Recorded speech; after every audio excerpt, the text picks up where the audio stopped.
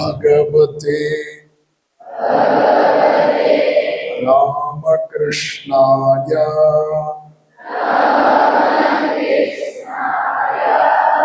ॐ नमो भगवते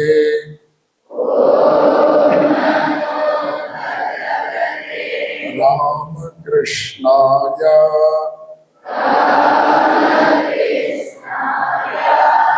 ॐ नमो भगवते रामकृष्णाय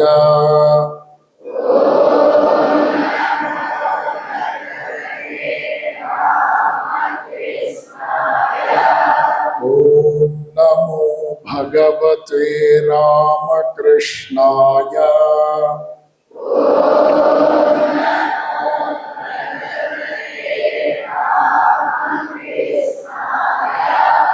ॐ नमो भगवते रामकृष्णाय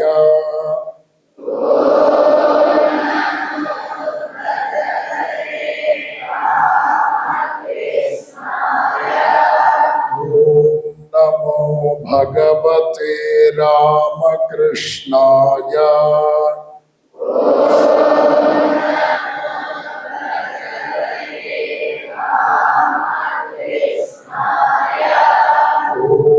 नमो भगवते रामकृष्णाय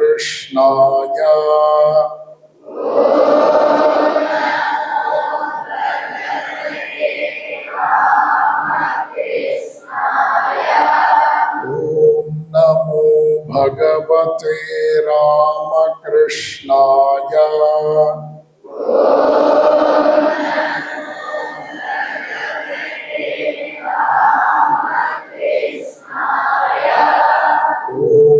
नमो भगवते रामकृष्णाय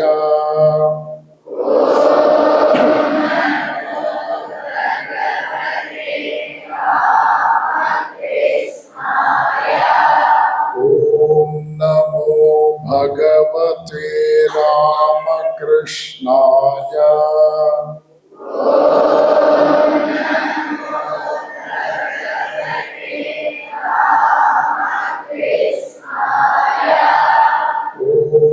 नमो भगवते रामकृष्णाय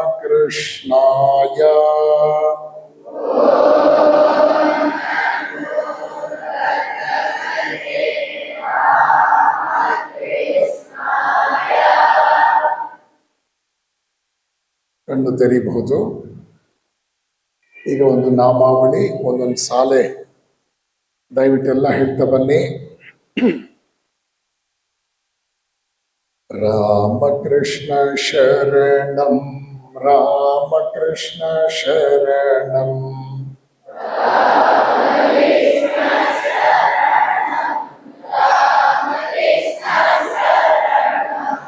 ರಾಮಕೃಷ್ಣ ಶರಣಂ ಶರಣ್ಯ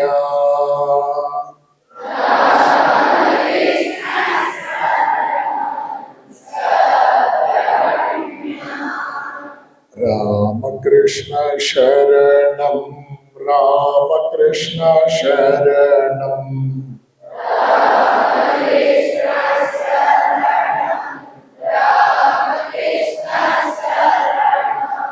ರಾಮಕೃಷ್ಣ ಶರಣಂ ಶರಣ್ಯ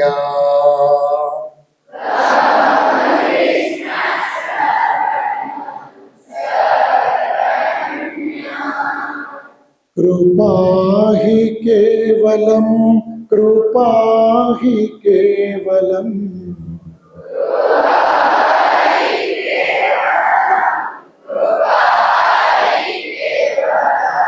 कृपा ही केवलम कृपा ही केवलम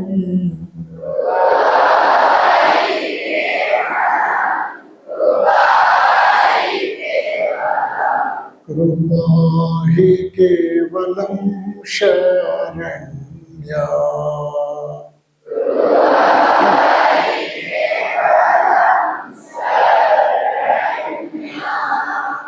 रामकृष्ण शरणं रामकृष्ण शरणं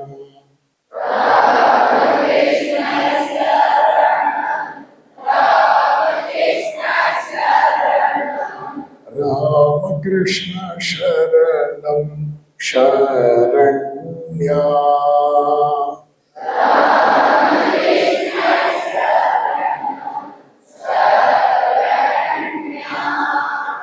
Sharanagatoham Sharanagatoham.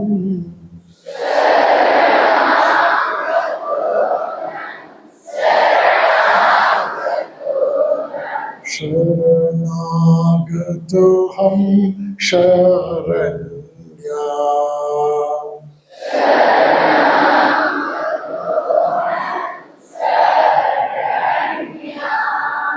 Sharanagatoham Sharanagatoham.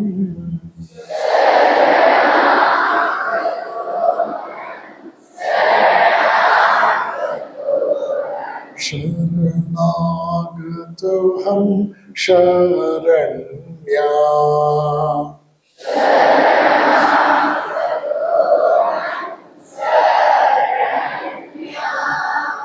Ramakrishna Sharanam Ramakrishna Sharanam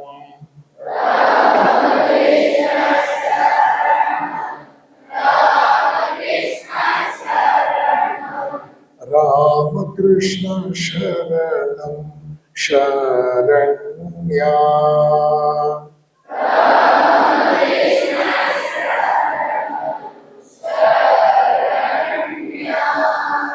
Namah Shri Gurave Namah Shri Gurave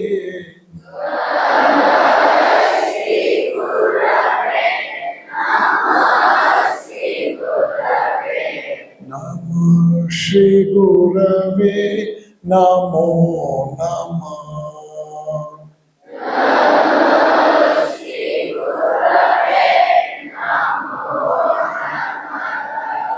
Namah Shri Gurave Namah Shri Gurave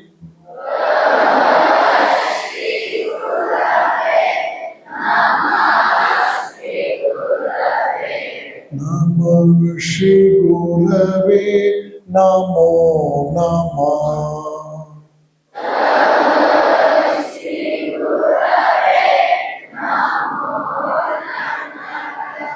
Ramakrishna Sharanam Ramakrishna Sharanam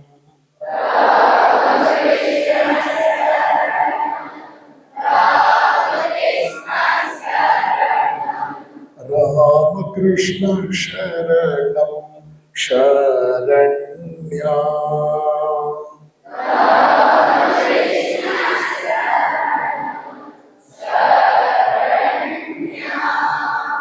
Ramakrishna Ramakrishna Jaya Jaya Ramakrishna.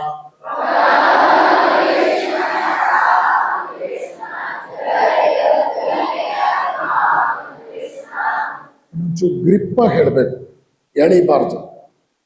ಎಳಿಬಾರ್ದು, ಸ್ಟ್ರೈಟಾಗಿ ಕೂತ್ಕೋಬೇಕು. ಯುವಕ ಯುವತಿಯರು ಹಾಡಿದಾಗ ಹಾಡಬೇಕು. ರಾಮಕೃಷ್ಣ ರಾಮಕೃಷ್ಣ ಜಯ ಜಯ ರಾಮಕೃಷ್ಣ.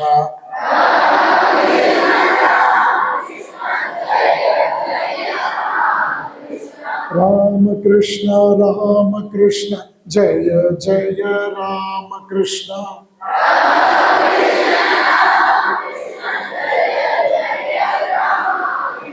ರಾಮಕೃಷ್ಣ ರಾಮಕೃಷ್ಣ ಜಯ ಜಯ ರಾಮಕೃಷ್ಣ.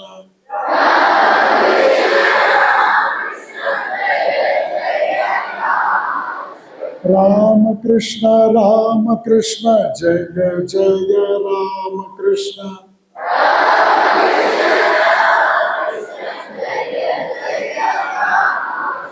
ರಾಮಕೃಷ್ಣ ರಾಮಕೃಷ್ಣ ಜಯ ಜಯ ರಾಮಕೃಷ್ಣ.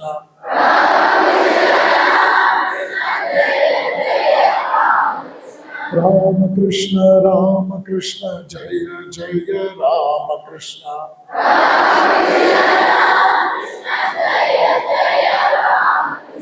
ರಾಮಕೃಷ್ಣ ರಾಮಕೃಷ್ಣ ಜಯ ಜಯ ರಾಮಕೃಷ್ಣ.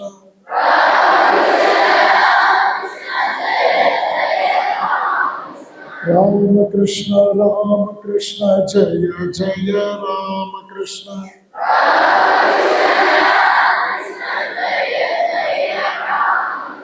ರಾಮಕೃಷ್ಣ ರಾಮಕೃಷ್ಣ ಜಯ ಜಯ ರಾಮಕೃಷ್ಣ.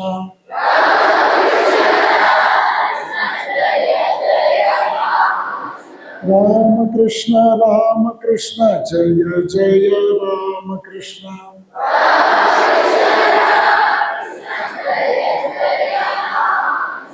ರಾಮಕೃಷ್ಣ ರಾಮಕೃಷ್ಣ ಜಯ ಜಯ ರಾಮಕೃಷ್ಣ.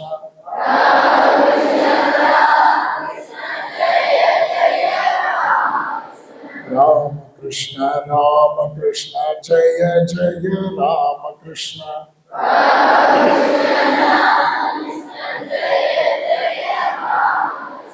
ರಾಮಕೃಷ್ಣ ರಾಮಕೃಷ್ಣ ಜಯ ಜಯ ರಾಮಕೃಷ್ಣ.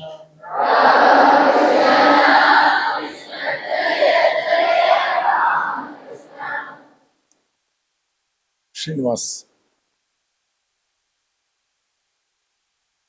ನಮ್ಮ ಹುಡುಗರು ಈ ತರ ಕೇಳಿದೆ, ಶಾಲು ಮತ್ತು ಮಾಲೆ ತುಂಬ.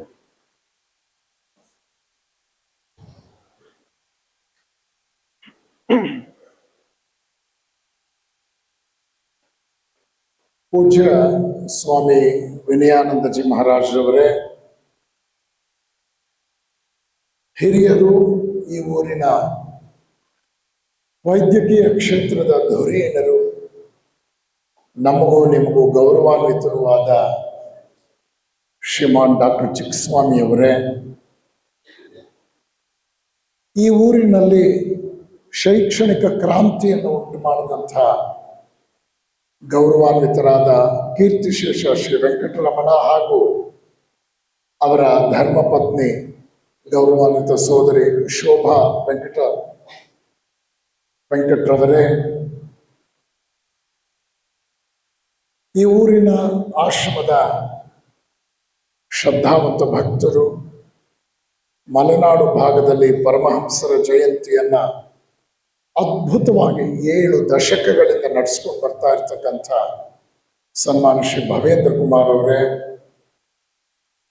ನನ್ನ ಆತ್ಮೀಯರು, ಈ ಭಾಗದಲ್ಲಿ ಆಶ್ರಮದ ಭಕ್ತರು ಆದಂಥ ಸನ್ಮಾನ ಶ್ರೀ ರಾಘವೇಂದ್ರ ಉಡುಪ ಅವರೇ, ನಮ್ಮ ಶಾಲೆಯ ಮುಖ್ಯ ಶಿಕ್ಷಕರು, ಕಾರ್ಯಕಾರಿ ಮಂಡಳಿಯ ಎಲ್ಲ ಸದಸ್ಯರು, ಆಗಮಿಸಿರ್ತಕ್ಕಂಥ ಶ್ರದ್ಧಾವಂತ ಭಕ್ತರು, ಸಾರ್ವಜನಿಕ ಮಿತ್ರರು, ಕಾರ್ಯಕ್ರಮದ ಕೇಂದ್ರ ಬಿಂದುಗಳಾದ ಪ್ರೀತಿಯ ಪುಟ್ಟ ಮಕ್ಕಳೇ, ಬಹಳ ಸಂತೋಷ ಆಗಿದೆ. ಶ್ರೀರಾಮಕೃಷ್ಣ ಶಾಲೆಗೆ ಈ ಸಂಜೆ ಬಂದು ನಿಮ್ಮೆಲ್ಲರ ಜೊತೆ ಸಮಯವನ್ನು ಸಾರ್ಥಕವಾಗಿ ಕಳೆಯುವ ಅವಕಾಶವನ್ನ ಭಗವಾನ್ ಶ್ರೀರಾಮಕೃಷ್ಣರೇ ಮಾಡಿಕೊಟ್ಟಿದ್ದಾರೆ. ಕಾರ್ಯಕ್ರಮದ ಪ್ರಾರಂಭದಲ್ಲಿ ಪ್ರಥಮವಾಗಿ ನಮ್ಮೆಲ್ಲರಿಗೂ ಬಹಳ ಪ್ರೀತಿ ಪಾತ್ರರಾಗಿದ್ದ, ಅತ್ಯಂತ ಗೌರವಾನ್ವಿತರಾಗಿದ್ದ, ಅತ್ಯಂತ ಸಮೀಪದ ಸಂಪರ್ಕ ಹೊಂದಿದ್ದಂತಹ ಕೀರ್ತಿಶೇಷ ವೆಂಕಟರಮಣ ಅವರ ಈ ಶೈಕ್ಷಣಿಕ ಆಂದೋಲನವನ್ನ ಯೋಗ್ಯ ರೀತಿಯಲ್ಲಿ ಸಮರ್ಪಕವಾಗಿ ಉತ್ತಮವಾದ ಪಥದಲ್ಲಿ ಕೊಂಡೊಯ್ತಾ ಇರ್ತಕ್ಕಂಥ ಗೌರವಾನ್ವಿತ ಸೋದರಿ ಶೋಭಾ ವೆಂಕಟರಮಣ ಅವರನ್ನ ನಮ್ಮ ಆಶ್ರಮದ ಪರವಾಗಿ ಮತ್ತು ಇಲ್ಲಿ ನೆರೆದ ಎಲ್ಲ ಹಿರಿಯರ, ಶಿವಮೊಗ್ಗೆಯ ಸಾರ್ವಜನಿಕ ಬಂಧುಗಳ ಪರವಾಗಿ ಅವ್ರು ಮಾಡ್ತಾ ಇರ್ತಕ್ಕಂಥ ಶೈಕ್ಷಣಿಕ ಸೇವೆಗೆ ಅವರನ್ನ ಈ ಸಭೆಯಲ್ಲಿ ಪ್ರಥಮವಾಗಿ ಆಶೀರ್ವದಿಸೋದಕ್ಕೆ ಬಯಸ್ತೇವೆ. ಅವರು ದಯಮಾಡಿ ನಮ್ಮ ಈ ಒಂದು ಪುಟ್ಟ ಆಶೀರ್ವಚನ ಸತ್ಕಾರವನ್ನು ಸ್ವೀಕರಿಸಬೇಕು ಅಂತ ವಿನಂತಿಸ್ತೇವೆ.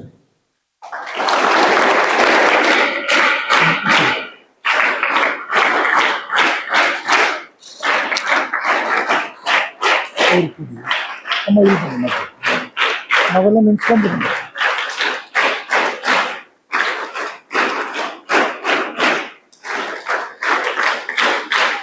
ಬಹಳ ಸಂತೋಷ ಆಯಿತು. ದೇವರು ಮೂರು ಕಾಲ ಚೆನ್ನಾಗಿರ್ತೀವಿ, ಮಕ್ಕಳಿಗೆ ಒಳ್ಳೇದಾಗಲಿ.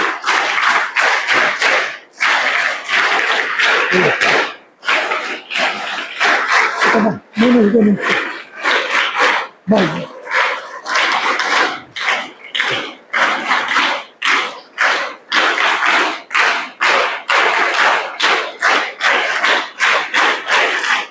ದೇವ್ರ ಕಾಲ ಚೆನ್ನಾಗಿಟ್ಟಿರಲಿ, ಮಕ್ಕಳಿಗೆಲ್ಲ ಒಳ್ಳೇದಾಗಲಿ.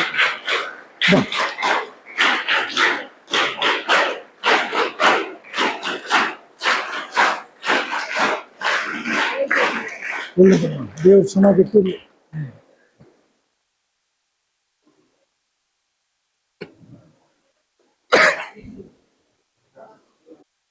ಆನಂದ ನೀಡ್ತಕ್ಕಂಥ ಒಂದು ಅಮೃತ ಘಳಿಗೆಗೆ ನಾವು ನೀವೆಲ್ಲ ಸಾಕ್ಷಿಯಾದ್ವಿ. ಸೋದರಿ ಶೋಭಾ ಅವರು ಸಂಸ್ಥೆಯನ್ನು ಬಹಳ ಶ್ರದ್ಧೆಯಿಂದ, ಯಾವುದೇ ರೀತಿಯಲ್ಲೂ ದಿವಂಗತ ವೆಂಕಟರಮಣ ಅವರ ಧ್ಯೇಯೋದ್ದೇಶಗಳಿಗೆ ಚ್ಯುತಿ ಬಾರದಂತೆ ಎಚ್ಚರ ವಹಿಸಿ ಈ ಸಂಸ್ಥೆಯನ್ನು ಬಹಳ ಉತ್ತಮವಾಗಿ ನಡೆಸ್ಕೊಂಡು ಬರ್ತಾ ಇದ್ದಾರೆ. ಇದು ನಮ್ಮೆಲ್ಲರ ಹೆಮ್ಮೆ. ನಮ್ಮ ರಾಜ್ಯದಲ್ಲಿ ಇವತ್ತು ರಾಮಕೃಷ್ಣ ಶಾಲೆ ಬಹಳ ವಿಶೇಷವಾಗಿ ಗೌರವ ಆದರಕ್ಕೆ ಪಾತ್ರವಾಗಿದೆ. ರಾಜ್ಯದ 30 ಶೈಕ್ಷಣಿಕ ಜಿಲ್ಲೆಗಳಿಂದ ಮಕ್ಕಳಿಲ್ಲಿ ಬರ್ತಾರೆ, ಅಧ್ಯಯನದಲ್ಲಿ ತೊಡಗುತ್ತಾರೆ. ಕರ್ನಾಟಕ ರಾಜ್ಯದಲ್ಲಿ SSLCಯಲ್ಲಿ ಪ್ರಥಮ ರ್ಯಾಂಕ್ ಪಡೆದದ್ದು ಕೂಡ ಈ ಶಾಲೆ ಹಲವಾರು ಸಂದರ್ಭಗಳಲ್ಲಿ ನನಗೆ ಗೊತ್ತು. ಇದೆಲ್ಲವನ್ನು ಗಮನದಲ್ಲಿ ಇಟ್ಕೊಂಡು ಇವತ್ತು ಬಹಳ ಸಂತೋಷವಾಗಿ ಸೋದರಿ ಶೋಭಾ ಅವರನ್ನ ನಾವು ಗೌರವಿಸಿದ್ದೇವೆ. ಮನಸ್ಸಿಗೆ ಬಹಳ ಧನ್ಯತೆ ಬಂದಿದೆ. ರಾಮಕೃಷ್ಣಾಶ್ರಮದ ಸನ್ಯಾಸಿಗಳಿಗೆ, ಎಲ್ಲ ಹಿರಿಯ ಭಕ್ತರಿಗೆ ಮನಸ್ಸಿಗೆ ಸಂತೋಷವನ್ನು ಉಂಟು ಮಾಡ್ತಕ್ಕಂಥ ಒಂದು ಕಾರ್ಯಕ್ರಮಕ್ಕೆ ನಾವು ನೀವು ಸಾಕ್ಷಿಯಾದ್ವಿ. ಇಷ್ಟು ಮುನ್ನುಡಿಯ ಮಾತುಗಳನ್ನು ನಿಮ್ಮ ಮುಂದೆ ಇಟ್ಟು ಈಗ ನೇರವಾಗಿ ಕಾರ್ಯಕ್ರಮದ ವಿಚಾರಕ್ಕೆ ಬರ್ತೇನೆ. ಗುರು ಎಂದರೆ ಲಘು ಅಲ್ಲ. ಈ ಪುಸ್ತಕದ ಶೀರ್ಷಿಕೆ ಅತ್ಯಂತ ಆಪ್ಯಾಯಮಾನವಾದ್ದು, ಆಕರ್ಷಣೀಯವಾದ್ದು. ಗುರು ಮತ್ತು ಲಘು ನಿಮಗೆ ಗೊತ್ತಿದೆ. ಸಂಧಿ ಸಮಾಸ ಇವುಗಳನ್ನು ಅಧ್ಯಯನ ಮಾಡಬೇಕಾದ್ರೆ ನಿಮಗೆಲ್ರಿಗೂ ಕೂಡ ಗುರು ಲಘು ಅನ್ನೋದು ಬಹಳ ಬಳಕೆಯಲ್ಲಿರ್ತಕ್ಕಂಥ ಶಬ್ದಗಳು. ಆ 2 ಶಬ್ದಗಳನ್ನೇ ಬಳಸ್ಕೊಂಡು ಈ ಪುಸ್ತಕದ ಶೀರ್ಷಿಕೆಯನ್ನು ಗುರುತಿಸಲಾಗಿದೆ. ನಾನು ಬರೆದಂತಹ 3ನೇ ಪುಸ್ತಕ ಇದು. ಮೊದಲನೇ ಪುಸ್ತಕ ಸ್ವಾಮಿ ವಿವೇಕಾನಂದ ಮತ್ತು ಮಾನವ ಅಭ್ಯುದಯ, ತುಮಕೂರು ವಿಶ್ವವಿದ್ಯಾನಿಲಯದಿಂದ ಪ್ರಕಟವಾಯಿತು. 24 ಗಂಟೆಗಳಲ್ಲಿ 1,000 ಪ್ರತಿಗಳು ಮಾರಾಟ ಕಂಡವು. ನನ್ನ ಹತ್ರ ಕೂಡ ಒಂದು ಪುಸ್ತಕನೂ ಇಲ್ಲ. ಇವತ್ತು ಲೇಖಕನ ಹತ್ರ ಕೂಡ ಒಂದು ಪುಸ್ತಕ ಇಲ್ಲ. ನನ್ನ ಹತ್ರ ಇದು ಪುಸ್ತಕನ ಯಾರೋ ಓದ್ತೀನಿ ಅಂತ ತಗೊಂಡು ಹೋದವರು, ಯಾರು ತಗೊಂಡು ಹೋದ್ರು ಅಂತ ನನಗೆ ಮರ್ತೋಗಿದೆ. ತಗೊಂಡು ಹೋದವ್ರಿಗೆ ನನಗೆ ಕೊಡಬೇಕು ಅನ್ನೋದು ಮರ್ತು ಹೋಗಿರ್ಬೇಕು. ಇಲ್ಲ ಆ ಪುಸ್ತಕ. 2ನೇ ಪುಸ್ತಕ ವಿವೇಕಧಾರ. ಅದು ಪ್ರಕಟಣೆಯಾದ ಒಂದೇ ತಿಂಗಳಲ್ಲಿ 15,000 ಪ್ರತಿಗಳು ಮಾರಾಟ ಕಂಡವು. ಶಿವಮೊಗ್ಗ ನಮ್ಮ ಶಾಲೆಗೆ ಸೋದರಿ ಶೋಭಾ ಅವರು 250 ಪ್ರತಿಗಳನ್ನು ತರಿಸ್ಕೊಂಡಿದ್ರು. ಅವರು ಹಲವಾರು ಸಂದರ್ಭಗಳಲ್ಲಿ ಅದನ್ನು ಇಲ್ಲಿ ವಿತರಿಸ್ತಾ ಬಂದರು. ಇದು 3ನೇ ಪುಸ್ತಕ, ಗುರು ಎಂದರೆ ಲಘು ಅಲ್ಲ. ಹೋದ ಶನಿವಾರ 8 ದಿವಸದ ಹಿಂದೆ ಪುಸ್ತಕ ಪ್ರಕಟಣೆ ಆಯಿತು. ಪ್ರಕಟಣೆಗೆ ಮೊದಲೇ 7,000 ಪ್ರತಿಗಳು ಕಾಯ್ದಿರಿಸಲಾಗಿತ್ತು. ಪ್ರಕಟಣೆಯಾದ 8 ದಿವಸ ನಿನ್ನೆಗೆ ಇನ್ನೂ 8,000 ಪ್ರತಿಗಳು ಮಾರಾಟ ಆಯಿತು. ಪ್ರಕಟಣೆಗೊಂಡ ಒಂದೇ ವಾರದಲ್ಲಿ 15,000 ಪ್ರತಿಗಳು ಮಾರಾಟ ಆಯಿತು.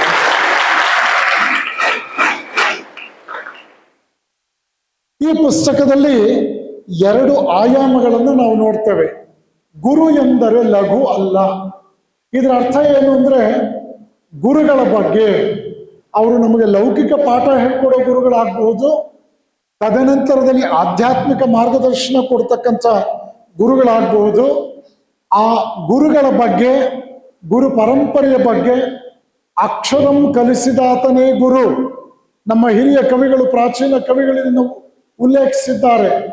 ನಾವು ಒಂದು ಅಕ್ಷರ ಕಲ್ತ್ಕೊಂಡ್ರೂ ಕೂಡ ಒಬ್ಬರು ಗುರುಗಳಿಂದ ಅವರನ್ನ ಎಂದೂ ನಿರ್ಲಕ್ಷಿಸಬಾರದು, ಯಾವುದೇ ಕಾರಣಕ್ಕೂ ಉಪೇಕ್ಷಿಸಬಾರದು, ಅವ್ರ ಬಗ್ಗೆ ತಾತ್ಸಾರ ತೋರಬಾರದು.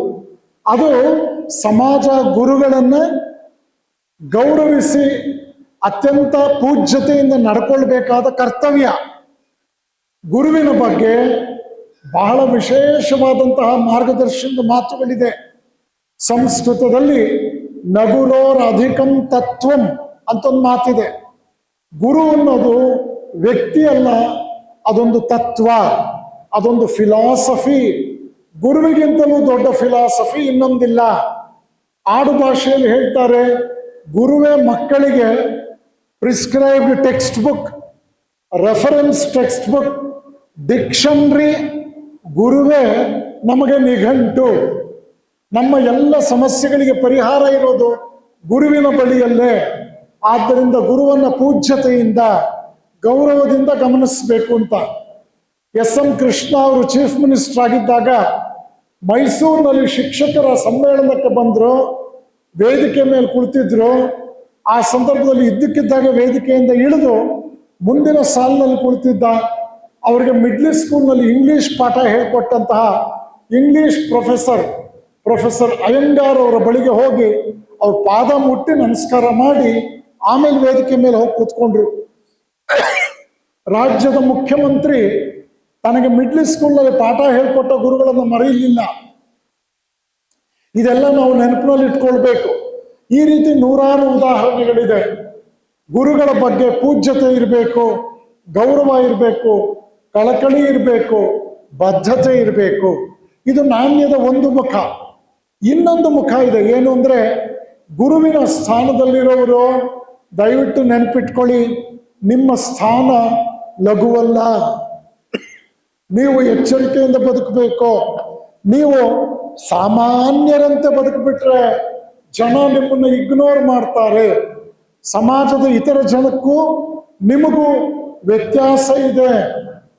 ನೆನ್ಪಿಟ್ಕೊಳ್ಳಿ, ರೋಗಿಗಳಿಗೆ ಚಿಕಿತ್ಸೆ ಕೊಡುವವನು ವೈದ್ಯ, ಕಟ್ಟಡಗಳನ್ನು ಕಟ್ಟಿಕೊಡುವವನು ಎಂಜಿನಿಯರ್, ವಾಣಿಜ್ಯೋದ್ಯಮ ನಡೆಸುವಂತಕ್ಕವನು ಕಾಮರ್ಸ್ ಗ್ರಾಜ್ಯುಯೇಟ್, ಭೂ ಪ್ರಪಂಚದ ಆವಿಷ್ಕಾರಕ್ಕೆ ಹೋಗೋವನು ಭೂ ವಿಜ್ಞಾನಿ, ಆಕಾಶವನ್ನು ಆವಿಷ್ಕರಿಸುವವನು ಬಾಹ್ಯಾಕಾಶ ವಿಜ್ಞಾನಿ. ಆದರೆ ಇವರೆಲ್ರಿಗೂ ಕಿವಿ ಹಿಂಡಿ ಪಾಠ ಹೇಳುವವನು ಗುರು. ಆದ್ದರಿಂದ ನಿಮ್ಮ ಪಾತ್ರ ಬಹಳ ದೊಡ್ಡದು. ಒಂದು ವೇಳೆ ನಿಮ್ಮ ವೃತ್ತಿಯ ಪವಿತ್ರತೆಯನ್ನ, ನಿಮ್ಮ ವೃತ್ತಿಯ ಜಾಗರೂಕತೆಯನ್ನ, ನಿಮ್ಮ ವೃತ್ತಿಯ ಅವಶ್ಯಕತೆಯನ್ನ, ಸಮಾಜ ಬೆಳೆಯೋದಕ್ಕೆ ಅದರ ಅನಿವಾರ್ಯತೆಯನ್ನ ನೀವೇನಾದ್ರೂ ಮರೆತು ಬಿಟ್ಟು, ಟೀಚರ್ಸ್ ಕೇಳಿಸ್ಕೊಳ್ಳಿ ಕರೆಕ್ಟಾಗಿ, ಇಂಪಾರ್ಟೆಂಟ್ ಕ್ವಶನ್ಸ್ ಏನಾದರೂ ನೀವು ಗುರ್ತು ಮಾಡಿಸಿದ್ರೆ, ಪರೀಕ್ಷೆಯ ದೃಷ್ಟಿಯಿಂದ ಇಂಪಾರ್ಟೆಂಟ್ ಕ್ವಶನ್ಸ್ ಅನ್ನ ನೀವು ಮಾರ್ಕ್ ಮಾಡಿಸಿದ್ರೆ, ನಿಮ್ಮ ಮಕ್ಕಳ ಜೀವನದಲ್ಲಿ ನೀವು ಅನ್ಇಂಪಾರ್ಟೆಂಟ್ ಆಗುತ್ತೀರಿ. ನೀವು ಕೂತ್ಕೊಳ್ಳಿ ಅಮ್ಮ, ಬನ್ನಿ, ನೀವು ಕೂತ್ಕೊಳ್ಳಿ. ನೀವು ಅನ್ಇಂಪಾರ್ಟೆಂಟ್ ಆಗುತ್ತೀರಿ. ಶಿಕ್ಷಕರೇ, ಈ ಕ್ವಶನ್ ಹೋದ ವರ್ಷ ಕೊಟ್ಟಿದ್ರು, ಈ ವರ್ಷ ಬರೋದಿಲ್ಲ, ನೆಕ್ಸ್ಟ್ ಕ್ವಶನ್ ಓದಿ ಅಂದ್ರೆ ನೆಕ್ಸ್ಟ್ ಇಯರ್ಗೆ ನಿಮ್ಮನ್ನ ಮಕ್ಕಳು ಮರೆತು ಬಿಡ್ತಾರೆ. ಯಾಕಂದ್ರೆ ನೀವು ಪರೀಕ್ಷೆ ಪಾಸ್ ಮಾಡಿಸೋದಕ್ಕಿರೋ ಏಜೆನ್ಸಿ ಅಲ್ಲ. ನೀವು ಮಕ್ಕಳನ್ನ ಪರೀಕ್ಷೆಗ ಮಾತ್ರವೇ ತಯಾರು ಮಾಡುವವರಲ್ಲ, ಮಕ್ಕಳನ್ನ ಜೀವನಕ್ಕಾಗಿ ತಯಾರು ಮಾಡುವವರು. You are responsible not only to help your students to earn their livelihood, rather you are making their life morally and ethically very strong. You are creating, you are constructing, you have been the architect in making the life of our children more morally and ethically strong, more disciplined. ಇದನ್ನು ಅರ್ಥ ಮಾಡ್ಕೋಬೇಕು. ಆವಾಗ ಗುರುವಿಗೆ ತನ್ನ ಸತ್ಪಾತ್ರತೆ, ತನ್ನ ಕರ್ತವ್ಯದ ಪವಿತ್ರತೆ, ಪ್ರಜ್ಞಾಪೂರ್ವಕವಾಗಿ ಕರ್ತವ್ಯ ನಿರ್ವಹಿಸಬೇಕು ಅನ್ನೋ ಬದ್ಧತೆ ಅರ್ಥ ಆಗುತ್ತೆ. ಈ ಪುಸ್ತಕ 120 ಪುಟಗಳ ಪುಸ್ತಕ. ಇದರಲ್ಲಿ ರಾಮಕೃಷ್ಣ ಮಹಾಸಂಘದ ಅಧ್ಯಕ್ಷರಾದ ಪರಮ ಪೂಜ್ಯ ಸ್ವಾಮಿ ಗೌತಮಾನಂದಜಿಯವರು ಬಹಳ ಚೆನ್ನಾಗಿ ಆಶೀರ್ವಚನದ ನುಡಿಗಳನ್ನು ಬರೆದಿದ್ದಾರೆ. ಎಷ್ಟು ಚೆನ್ನಾಗಿ ಬರೆದಿದ್ದಾರೆ ಅಂದ್ರೆ, ನನ್ನ ಮೊದಲ 2 ಪುಸ್ತಕಕ್ಕೂ ಅವ್ರ ಆಶೀರ್ವಾದ ಇತ್ತು. 3ನೇ ಪುಸ್ತಕದಲ್ಲಿ ನೋಡಿ ಅವ್ರು ಹೇಗೆ ಬರೀತಾರೆ. ಈ ಮಾತುಗಳನ್ನು ಸರಿಯಾಗಿ ನೀವು ಅರ್ಥ ಮಾಡ್ಕೊಳ್ಳೋಕ್ಕೆ ಪ್ರಯತ್ನ ಪಡಬೇಕು. ಎಷ್ಟು ಸರಳವಾಗಿ, ಸೊಗಸಾಗಿ ಅವರು ತಮ್ಮ ಮಾತುಗಳನ್ನು ಉಲ್ಲೇಖಿಸ್ತಾರೆ. ಪ್ರಿಯ ವೀರೇಶಾನಂದ, ನೀವು ಬರೆದ ಗುರು ಎಂದರೆ ಲಘು ಅಲ್ಲ ಎಂಬ ಶೀರ್ಷಿಕೆಯ ಪುಸ್ತಕವನ್ನು ವಿಶ್ವಾಸಪೂರ್ವಕವಾಗಿ ಕಳುಹಿಸಿಕೊಟ್ಟಿದ್ದೀರಿ. ನೀವು ವಿನಂತಿಸಿದಂತೆ ನಿಮ್ಮ ಈ ಪುಸ್ತಕಕ್ಕೆ ನನ್ನ ಆಶೀರ್ವಚನ ನುಡಿಗಳನ್ನು ಕಳುಹಿಸುತ್ತಿದ್ದೇನೆ. ಮುಂದುವರೆದು ಬರೀತಾರೆ, ಸಾವಿದ್ಯಾ ಯಾ ವಿಮುಕ್ತಯೇ, ಇದು ಶಿಕ್ಷಣದ ಸಾರ್ವಕಾಲಿಕ ಮಹತ್ವವನ್ನು ಮುನ್ನೆಲೆಗಿರಿಸಿದ ಋಷಿವಾಣಿ. ಜಗತ್ತಿನ ಎಲ್ಲ ನಾಗರಿಕತೆಗಳು ಮಾನವ ಪರಂಪರೆಯ ಅಭ್ಯುದಯಕ್ಕೆ ಶಿಕ್ಷಣದ ಮಹತ್ವವನ್ನು ಎತ್ತಿ ಹಿಡಿದಿವೆ. ಆಧುನಿಕ ಯುಗದಲ್ಲಿ ಮಾನವನ ಸರ್ವ ಸಮಸ್ಯೆಗಳಿಗೂ ಶಿಕ್ಷಣವೇ ಸಿದ್ಧೌಷಧ ಎಂಬುದನ್ನು ಸ್ವಾಮಿ ವಿವೇಕಾನಂದರು ಜಗತ್ತಿಗೆ ಮನವರಿಕೆ ಮಾಡಿಕೊಟ್ಟಿದ್ದಾರೆ. ಮುಂದುವರೆದು ಬರೀತಾರೆ, ನಿಮ್ಮ ಪುಸ್ತಕದ ಶೀರ್ಷಿಕೆಯು ಕುತೂಹಲವಾಗಿದೆ. ಶೀರ್ಷಿಕೆ ಏನು? ಗುರು ಎಂದರೆ ಲಘು. ಒಂದು 3 ಸಲ ಹೇಳಿ ಒಟ್ಟಿಗೆ.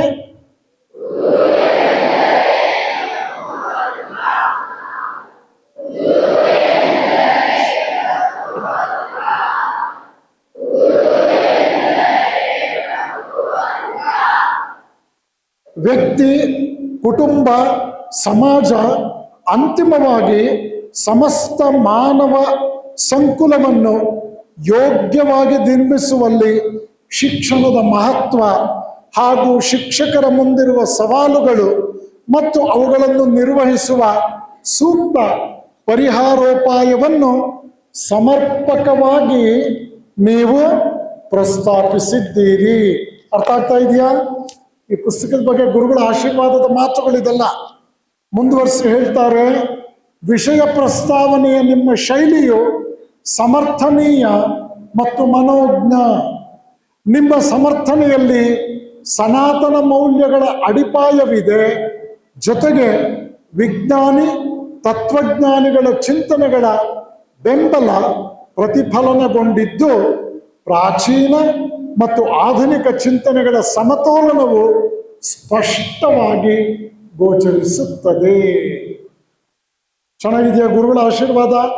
ನೋಡಿ, ಈ ಮಾತುಗಳು 2000 ಸನ್ಯಾಸಿಗಳ ಒಂದು ದೊಡ್ಡ ಪರಂಪರೆಗೆ ಮುಖ್ಯಸ್ಥರಾಗಿರ್ತಕ್ಕಂಥ ಪೂಜ್ಯ ಸ್ವಾಮಿ ಗೌತಮಾನಂದಜಿಯವರ ಆಶೀರ್ವಾದ ನುಡಿಗಳಿದು. ಈ ಪುಸ್ತಕದಲ್ಲಿ 12 ಅಧ್ಯಾಯಗಳಿದೆ. ಮೊದಲನೇದು ಶಿಕ್ಷಣದ ಬಗ್ಗೆ ವಿವೇಕಾನಂದರು. ಎರಡನೇದು ಶಿಕ್ಷಣದ ಅವಲೋಕನ. ಮೂರನೇದು ಆಂಜನೇಯರಾಗಿದ್ದ ಶಿಕ್ಷಕರು ಕುಂಭಕರ್ಣರಾದರೆ, ಆಂಜನೇಯರಾಗಿದ್ದ ಶಿಕ್ಷಕರು ಕುಂಭಕರ್ಣರಾಗ್ಬಿಟ್ರೆ ಅಂತ. ಎರಡು ಅರ್ಥ, ಕುಂಭಕರ್ಣರು ಆಗ್ಬಿಟ್ಟಿದಾರ ಅಂತ ಒಂದು. ಇನ್ನೊಂದು, ಒಂದು ವೇಳೆ ಕುಂಭಕರ್ಣರಾದ್ರ ಗತಿ ಏನು ಅಂತ. ಕುಂಭಕರ್ಣರಾಗಿರೋರು ಬೇಗ ಎದ್ದೇಳಬೇಕು, ಕುಂಭಕರ್ಣರು ಆಗಕ್ಕೆ ಹೊರಟವರು ಆಗಬಾರದು ಅಂತ ತಡ್ಕೋಬೇಕು ಅಂತ ಅರ್ಥ. ನಾಲ್ಕನೇದು, ರಾಷ್ಟ್ರ ನಿರ್ಮಾಣಕ್ಕೆ ಶಿಕ್ಷಕರು ಸಮರ್ಥರೇ. ರಾಷ್ಟ್ರವನ್ನು ಕಟ್ಟೋ ವಿಷಯದಲ್ಲಿ ಶಿಕ್ಷಕರು ನಿಜವಾಗಲೂ ಸಮರ್ಥರ. ಐದನೇದು, ವಿದ್ಯಾರ್ಥಿ ದೇವೋಭವ, ವಿನೂತನ ಪ್ರಯೋಗ. ಏಳನೇದು, ಶಿಕ್ಷಕನೇ ನಿನ್ನ ಶತ್ರುಗಳಾರು. ಎಂಟನೇದು, ಉತ್ತಮ ಶಾಲೆಗಳಿದ್ದರೆ ಜೈಲುಗಳ ಹಂಗೇಕೆ. ಒಳ್ಳೆ ಸ್ಕೂಲುಗಳಿದ್ರೆ ನಮಗೆ ಜೈಲುಗಳು ಬೇಕಾಗಿಲ್ಲ ಅಂತ. ಮುಂದಿನದ್ದು ವಿಶ್ವವಿದ್ಯಾಲಯ. ಇದು ವಿದ್ಯೆಯ ಆಲಯವೋ ಲಯವೋ. ಮುಂದಿನ ಚಾಪ್ಟರ್ ಪುಸ್ತಕ ಮಂಥನ, ಅಮೃತ ಸಿಂಚನ. ಮುಂದಿನದ್ದು ಶಿಕ್ಷಕನು ಜೇನು ನೊಣದಂತೆ ಬದುಕು ನಡೆಸಿದಾಗ ಡ್ಯಾಶ್ ಡ್ಯಾಶ್ ಡ್ಯಾಶ್. ಅದರ್ಥ ಏನು? ಶಿಕ್ಷಕನು ಜೇನು ನೊಣದ ಆದಾಗ ವಿದ್ಯಾರ್ಥಿಗಳು ತಿಪ್ಪೇನೊಣಗಳಾಗುವುದಿಲ್ಲ. ಶಿಕ್ಷಕರ ಮನಸ್ಸು ಮಲ್ಲಿಗೆಯ ಬುಟ್ಟಿಯಾದರೆ ಮಕ್ಕಳ ಮನಸ್ಸು ಕಾರ್ಪೊರೇಷನ್ ಕಸದ ತೊಟ್ಟಿ ಆಗುವುದಿಲ್ಲ. ಮುಂದಿನ ಚಾಪ್ಟರ್ ಪೋಷಕ, ಶಿಕ್ಷಕ, ಸರ್ಕಾರ ಮಾಡುವಿರ ಉಪಕಾರ. ಕಡೆ ಚಾಪ್ಟರ್ ಗುರು ಎಂದರೆ ಲಘು ಅಲ್ಲ. ಇದು 12 ಚಾಪ್ಟರ್ಸ್ನಲ್ಲಿ 120 ಪುಟಗಳಲ್ಲಿ ಈ ಪುಸ್ತಕ ಮೂಡಿ ಬಂದಿದೆ. ದಯವಿಟ್ಟು ಮಕ್ಕಳೆಲ್ಲರೂ ಕೂಡ ಇದನ್ನು ಕೊಂಡ್ಕೋಬೇಕು. ಪ್ರತಿಯೊಬ್ಬರ ಮನೆಯಲ್ಲೂ ಇದಿರಬೇಕು. ಮಕ್ಕಳು ನೀವು ನಾಳೆ ಡಿಬೇಟಿಗೆ ಹೋದರೆ, ಭಾಷಣ ಸ್ಪರ್ಧೆಗೆ ಹೋದರೆ, ಆಶುಭಾಷಣ ಸ್ಪರ್ಧೆಗೆ ಹೋದರೆ, ಯಾವುದೇ ಸಂದರ್ಭಕ್ಕೆ ಹೋದರೆ ಈ 100 ಪುಟಗಳಲ್ಲಿ ನಿಮಗೆ ಕನಿಷ್ಠ 100 ರಾಷ್ಟ್ರೀಯ ಮತ್ತು ಅಂತಾರಾಷ್ಟ್ರೀಯ ಖ್ಯಾತಿಯ ಮಹಾತ್ಮರ ಉಲ್ಲೇಖಗಳಿವೆ, ಕೊಟೇಶನ್ಸ್ ಇವೆ. ನಾನು ಬರೆದ ವಿವೇಕಧಾರ ಪುಸ್ತಕದಿಂದ 1000 ಸೆಂಟೆನ್ಸಸ್ ಅನ್ನು ಹೆಕ್ಕಿ ಬೆಂಗಳೂರಿನ ಡಾಕ್ಟರ್ ಚಿತ್ರಲಿಂಗಯ್ಯ ಅನ್ನೋರು ನನಗೆ ಪತ್ರ ಬರೆದಿದ್ರು. ಈ ಪುಸ್ತಕ ಓದ್ಬಿಟ್ರೆ ವಿವೇಕಾನಂದರ ಬಗ್ಗೆ ಎಲ್ಲಿ ಬೇಕಾದರೂ ಮಾತನಾಡಬಹುದು ಅಂತ. ಕರ್ನಾಟಕದ ಹೈಕೋರ್ಟ್ ಜಡ್ಜ್ ಆಗಿದ್ದ ಕೃಷ್ಣ ಭಟ್ರು ಹೇಳಿದ್ರು, ವಿವೇಕಾನಂದರ ಬಗ್ಗೆ ಒಂದು ವಿನೂತನ ಪ್ರಯೋಗ ವಿವೇಕಧಾರ ಪುಸ್ತಕ ಅಂತ. ಹೀಗಾಗಿ ಈ ಗುರು ಎಂದರೆ ಲಘು ಅಲ್ಲ.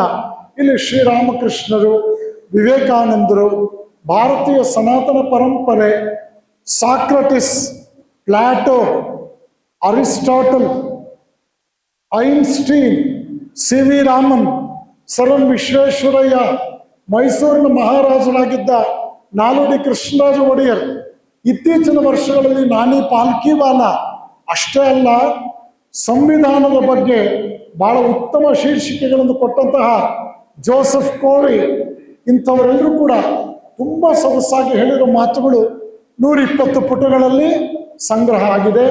ಪುಸ್ತಕ ಓದಿದಾಗ ನಿಮಗೆ ಹಲವಾರು ವಿಷಯಗಳು ಸಿಗುತ್ತೆ. ಇಷ್ಟು ಪೀಠಿಕೆಯ ಮಾತುಗಳನ್ನು ಆಡಿ ಇವತ್ತು ನಿಮ್ಮ ವಿದ್ಯಾರ್ಥಿ ಜೀವನಕ್ಕೆ ಯಾವುದು ಹೆಚ್ಚು ಉಪಯುಕ್ತ ಅನ್ನೋ ಮಾತುಗಳಿಗೆ ನಾನು ಪ್ರವೇಶ ಮಾಡ್ತೇನೆ. ದಯವಿಟ್ಟು ನೆನಪಿಟ್ಕೊಳ್ಳಿ, ವಿದ್ಯಾರ್ಥಿ ಜೀವನ ಅನ್ನೋದು ಬದುಕಿನಲ್ಲಿ ವಸಂತ ಕಾಲ.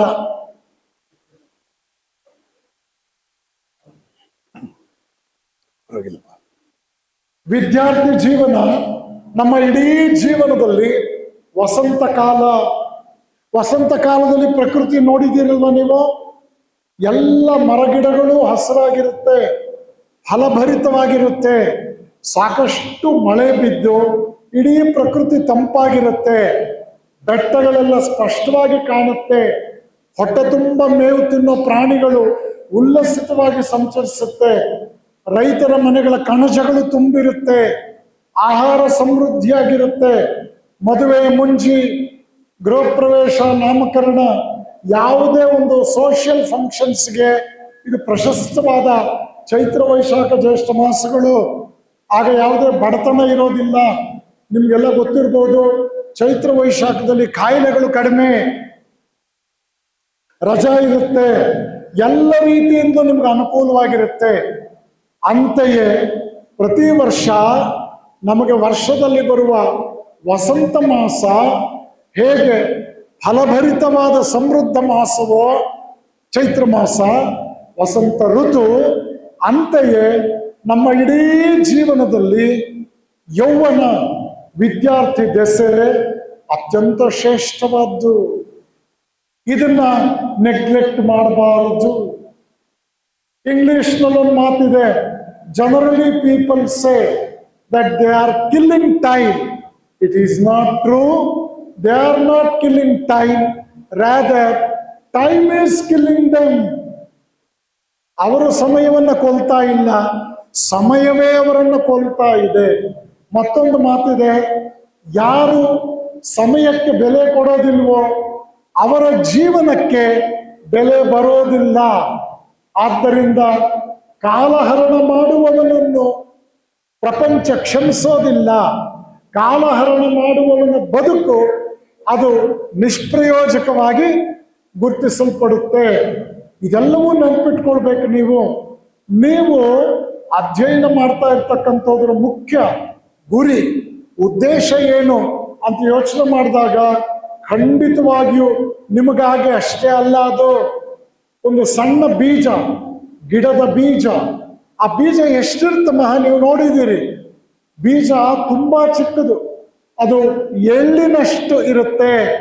ಆದರೆ ಸರಿಯಾಗಿ ಅದನ್ನು ಪೋಷಿಸಿದರೆ 14 ಲೋಕಗಳು ಹರಡುವಷ್ಟು ಅದರಲ್ಲಿ ತಾಕತ್ತಿದೆ. ಬೀಜವನ್ನ ಮಣ್ಣಲ್ಲಿ ಹಾಕ್ತೇವೆ. ನಮಗೆಲ್ಲ ಗೊತ್ತಿದೆ, ಮಣ್ಣಿನಲ್ಲಿ ಬೀಜ ಸುರಕ್ಷಿತ. ಆದರೆ ಹೆಚ್ಚು ಕಾಲ ಬೀಜ ಮಣ್ಣಿನಲ್ಲೇ ಇದ್ದು ಬಿಟ್ರೆ ಕ್ರಿಮಿಕೀಟಗಳು ತಿಂದು ಹಾಳು ಮಾಡಿಬಿಡುತ್ತೆ. ಬೀಜಕ್ಕೆ ಭವಿಷ್ಯವೇ ಇಲ್ಲದಂತಾಗತ್ತೆ. ಕ್ರಿಮಿಕೀಟಗಳ ಗಮನಕ್ಕೆ ಬೀಳೋದಕ್ಕೆ ಮೊದಲು ಬೀಜ ಮೊಳೆಯಬೇಕು. ಮೊಳಕೆ ನೋಡೋದಕ್ಕೆ ಸುಂದರವಾಗಿರುತ್ತೆ, ಆದರೆ ಈಗ ಹೊಡೆದ್ರೆ ಮುರಿದೋಗ್ಬಿಡುತ್ತೆ. ಮೊಳಕೆಯನ್ನು ಕಾಪಾಡಬೇಕು. ಮೊಳಕೆ ಗಿಡವಾಗುತ್ತೆ, ಪುಟ್ಟ ಗಿಡವಾಗುತ್ತೆ. ಗಿಡ ನೋಡೋದಕ್ಕೆ ಚೆನ್ನಾಗಿರುತ್ತೆ, ಆದ್ರೆ ನಿಮ್ಮ ನಾಯಿ ಮರಿ, ನಿಮ್ಮ ಪೆಟ್ ಡಾಗ್ ಇದೆಯಲ್ಲ, ನಾಯಿ ಮರಿನ ಗಿಡಕ್ಕೆ ಕಟ್ಟಿದ್ರೆ ಅದು ಕಿಚ್ಚಾಕ್ಬಿಡುತ್ತೆ. ಆದ್ದರಿಂದ ದನಕರುಗಳಿಂದ, ಹೊರಗಿನ ಶತ್ರುಗಳಿಂದ, ಜಾನುವಾರುಗಳಿಂದ ಗಿಡವನ್ನು ಕಾಪಾಡಬೇಕು ಅಂದ್ರೆ ಬೇಲಿ ಕಟ್ಟಬೇಕು. ಸುತ್ತಲೂ ಬೇಲಿ ಕಟ್ಟಿದ್ರೆ ಹೊರಗಿನ ಶತ್ರುಗಳಿಂದ ಆ ಗಿಡವನ್ನು ಕಾಪಾಡುವಂತಾಗುತ್ತದೆ. ಅಲ್ಲಿಗೆ ನಮ್ಮ ಜವಾಬ್ದಾರಿ ನಿಲ್ಲಿಲ್ಲ. ಆ ಗಿಡದಲ್ಲಿ ಸತ್ವ ಇದೆ. ಕಾಲ ಕಾಲಕ್ಕೆ ಗೊಬ್ಬರ ನೀರು ಹಾಕಿ ಗಿಡವನ್ನು ರಕ್ಷಿಸಬೇಕು. ಆ ಗಿಡದಲ್ಲಿರೋ ತಾಕತ್ತು ಸಮರ್ಪಕವಾಗಿ ಸಕಾಲದಲ್ಲಿ ವಿಕಸನಗೊಳ್ತಾ ಬೆಳೀತಾ ಬೆಳೀತಾ ಬೆಳೀತಾ ಅದು ಹೆಮ್ಮರವಾಗಬೇಕು. ನೆನಪು ಮಾಡ್ಕೊಳ್ಳಿ, ಕಣ್ಣಿಗೆ ಕಾಣದಲ್ಲೇ ಇರುವಷ್ಟು ಪುಟ್ಟ ಬೀಜ ಇವತ್ತು ಹೆಮ್ಮರವಾಗಿ ಬೆಳೆಯುತ್ತೆ. ಈಗ ಬೇಲಿ ಬೇಕಾಗಿಲ್ಲ. ಕಾಲ ಕಾಲಕ್ಕೆ ಗೊಬ್ಬರ ನೀರು ಹಾಕಬೇಕಾ? ಅವಶ್ಯಕತೆ ಇಲ್ಲ. ಬೇಲಿ ಹಾಕಿ ಮರವನ್ನು ರಕ್ಷಿಸಬೇಕಾಗಿಲ್ಲ. ಆವತ್ತು ನಿಮ್ಮ ನಾಯಿ ಮರಿಯನ್ನು ಕಟ್ಟಿದ್ರೆ ಅದು ಕಿತ್ತಾಕ್ಬಿಡ್ತಾ ಇತ್ತು. ಇವತ್ತು ಸರ್ಕಸ್ ಆನೆಯನ್ನೇ ತಂದು ಕಟ್ಟಿದ್ರು ಕೂಡ ಅಪಾಯ ಇಲ್ಲ. ನೋಡಿ, ಚಿಕ್ಕ ಮೊಳಕೆ ಪುಟ್ಟ ಗಿಡ ಇವತ್ತು ಆನೆಯನ್ನು ತಂದು ಕಟ್ಟಿದ್ರು ಅಪಾಯವಿಲ್ಲದಂತಹ ಹೆಮ್ಮರವಾಗಿ ಬೆಳೆಯಿತು. ಇದನ್ನ ನಾವು ಬೆಳವಣಿಗೆ ಅಂತ ಕರೀತೇವೆ. ಆದರೆ ಆ ಹೆಮ್ಮರವಾಗಿ ಬೆಳೆಯೋದಕ್ಕೆ ಬೇಕಾದ ಎಲ್ಲ ತಾಕತ್ತು ಎಲ್ಲಿತ್ತು? ಪುಟ್ಟ ಬೀಜದಲ್ಲಿತ್ತು. ಬೀಜವನ್ನು ನೀವು ಚೆನ್ನಾಗಿ ರಕ್ಷಿಸ್ತಾ ಬಂದ್ರಿ. ಇಲ್ಲಿ ಒಂದು ಎಚ್ಚರಿಕೆ ಇದೆ. ಅದೊಂದು ಪುಟ್ಟ ಗಿಡವಾಯಿತು, ನೀವು ಬೇಲಿ ಕಟ್ಟಿದ್ರಿ. ಈ ಸಂದರ್ಭದಲ್ಲಿ ಯೋಚನೆ ಮಾಡಿ, ರೈತರೊಬ್ಬರು ಹೇಳಿದ್ರು, ನೀವು ದಿನ 1 ಲೀಟರ್ ನೀರು ಹಾಕಬೇಕು ಗಿಡಕ್ಕೆ. ನೀವು 5 ವರ್ಷ ನೀರು ಹಾಕಿದ್ರೆ ಅದು ಮರವಾಗಿ ಬೆಳೆಯುತ್ತೆ ಅಂತ ಹೇಳಿದ್ರು. ನಿಮ್ಮ ಸಿಂಟೆಕ್ಸ್ ಟ್ಯಾಂಕ್ ಅಲ್ಲಿ 1,500 ಲೀಟರ್ ನೀರಿತ್ತು. ನೀವು ಯೋಚನೆ ಮಾಡಿದ್ರಿ, ದಿನಕ್ಕೆ 1 ಲೀಟರ್ ಪ್ರಕಾರ 5 ವರ್ಷಕ್ಕೆ ಬೇಕಾದ್ದೇ 5,500 ಲೀಟರ್ ರಫ್ಲಿ. ನಾನು ದಿನ ಕಟ್ಟೋದಕ್ಕೆ ಬೇಜಾರಾಗತ್ತೆ ಅಂತ ನೀವು 150 ಲೀಟರ್ ನೀರನ್ನ ಗಿಡಕ್ಕೆ ಕಟ್ಬಿಟ್ಟು ಮನೆಗೆ ಹೋಗಿ ಮಲ್ಕೊಂಡ್ರಿ. ಮಾರನೇ ದಿವಸ ಗಿಡ ಕೊಳತು ಹೋಗಿತ್ತು. ಇಲ್ಲಿ ಅರ್ಥ ಮಾಡ್ಕೊಳ್ಳಿ, ನಿಮ್ಮ ಟ್ಯಾಂಕಲ್ಲಿ ನೀರಿದೆ ಅಂದಾಕ್ಷಣ ನೀವು ನೀರು ಕಟ್ಟಬೇಕಾದ್ದು ರೆಗ್ಯುಲಾರಿಟಿ ಅಂಡ್ ಪಂಕ್ಚುಯಾಲಿಟಿ. ಪ್ರತಿ ದಿವಸ 1 ಲೀಟರ್ ನೀರು ಕಟ್ಟಬೇಕು. ನೀವು 1,500 ದಿನಗಳು ನೀರು ಕಟ್ಟಬೇಕು. ಆಗ ಗಿಡ ಸಮೃದ್ಧವಾಗಿ ಬೆಳೆಯುತ್ತೆ. ಟ್ಯಾಂಕಲ್ಲಿ ನೀರಿದೆ ಅಂತ ನೀವು ಗಿಡವನ್ನ ಫಾಸ್ಟ್ ಆಗಿ ಬೆಳಿ, ನಂಗೆ ಟೈಮ್ ಇಲ್ಲ ಅಂತ ಹೇಳಿದ್ರೆ ಅದು ಸುಮ್ಕಿರು ಮತ್ತೆ ಅನ್ನತ್ತೆ. ಏನನ್ನುತ್ತೆ? ನೀವು ಹೇಳಿದಾಗೆ ನ್ಯಾಚುರಲ್ ಆಗಿ ಬೆಳೆಯಕ್ಕೆ ಬರಲ್ಲ. ಅದು ಕ್ರಿಯೆ ಅಲ್ಲ. ಹಾಗೆಯೇ ಒಂದು ಗಿಡವನ್ನ ಪ್ರತಿ ದಿವಸ 1 ಲೀಟರ್ ನೀರು ಹಾಕಿ ವರ್ಷವಿಡೀ ಕಾಪಾಡ್ತೀವಲ್ಲ, ಹಾಗೆಯೇ ನೀವು ಪ್ರತಿ ದಿವಸ ಓದಬೇಕು. ವರ್ಷವಿಡೀ ಓದಿದಾಗ ನೀವು ಮರವಾಗ್ತೀರಿ. 4 ದಿವಸ ನಿದ್ದೆಗೆಟ್ಟು ನೀವೇನಾದ್ರೂ ಕಂಟಿನ್ಯೂಸ್ ಆಗಿ ಓದ್ಬಿಟ್ರೆ 5ನೇ ದಿವಸ ಡಾಕ್ಟರ್ ಹತ್ರ ಹೋಗ್ಬೇಕಾಗತ್ತೆ, 8ರಿಂದ 15 ದಿವಸ ಚಿಕಿತ್ಸೆ ತಗೋಬೇಕಾಗತ್ತೆ. ಚೆನ್ನಾಗಿದ್ದ ಆರೋಗ್ಯನ ಹಾಳು ಮಾಡ್ಕೊಳ್ತೀರಿ. Regularity and punctuality should be honoured and properly implemented. ಅದನ್ನು ಗೌರವಿಸಬೇಕು ಮತ್ತು ಅದರ ಪ್ರಕಾರ ನೀವು ನಡೀಬೇಕು. ಅದು ಬಹಳ ಮುಖ್ಯವಾದಂತಹ ವಿಚಾರವಾಗುತ್ತೆ. ಆ ನಿಟ್ಟಿನಲ್ಲಿ ನೀವೆಲ್ಲ ಪುಟ್ಟ ಸಸಿಗಳಂತಿದ್ರೂ ಕೂಡ ಇದು ಹೆಮ್ಮರವಾಗಿ ಬೆಳೆಯೋದಕ್ಕೆ ಟೈಮ್ ಡ್ಯೂರೇಷನ್ ಇದೆ. ಯಾವ್ಯಾವ ಕಾಲದಲ್ಲಿ ಏನೇನು ಕರ್ತವ್ಯ ನಿರ್ವಹಿಸಬೇಕು ಅನ್ನೋ ಟೈಮ್ ಟೇಬಲ್ ಇದೆ. ನಿದ್ರೆಗೆ ತೊಂದರೆ ಮಾಡ್ಕೋಬಾರ್ದು, ಊಟ ಮಾಡದೆ ಅಶಕ್ತತೆ ಬರಬಾರದು, ಅತಿಯಾಗಿ ತಿಂದರೆ ಆಲಸ್ಯ, ಅತಿ ಕಡಿಮೆ ತಿಂದರೆ ನಿತ್ರಾಣ, ಹಿತವಾಗಿ ಮಿತವಾಗಿ ತಿನ್ನಬೇಕು. ಅರ್ಥ ಆಗ್ತಾ ಇದೆಯಾ? ನೇರವಾಗಿ ಕೂತ್ಕೊಳ್ಳಿ ನೋಡೋಣ ಅಂತ ಆಗ್ಲೇ ಹೇಳಿದೆ.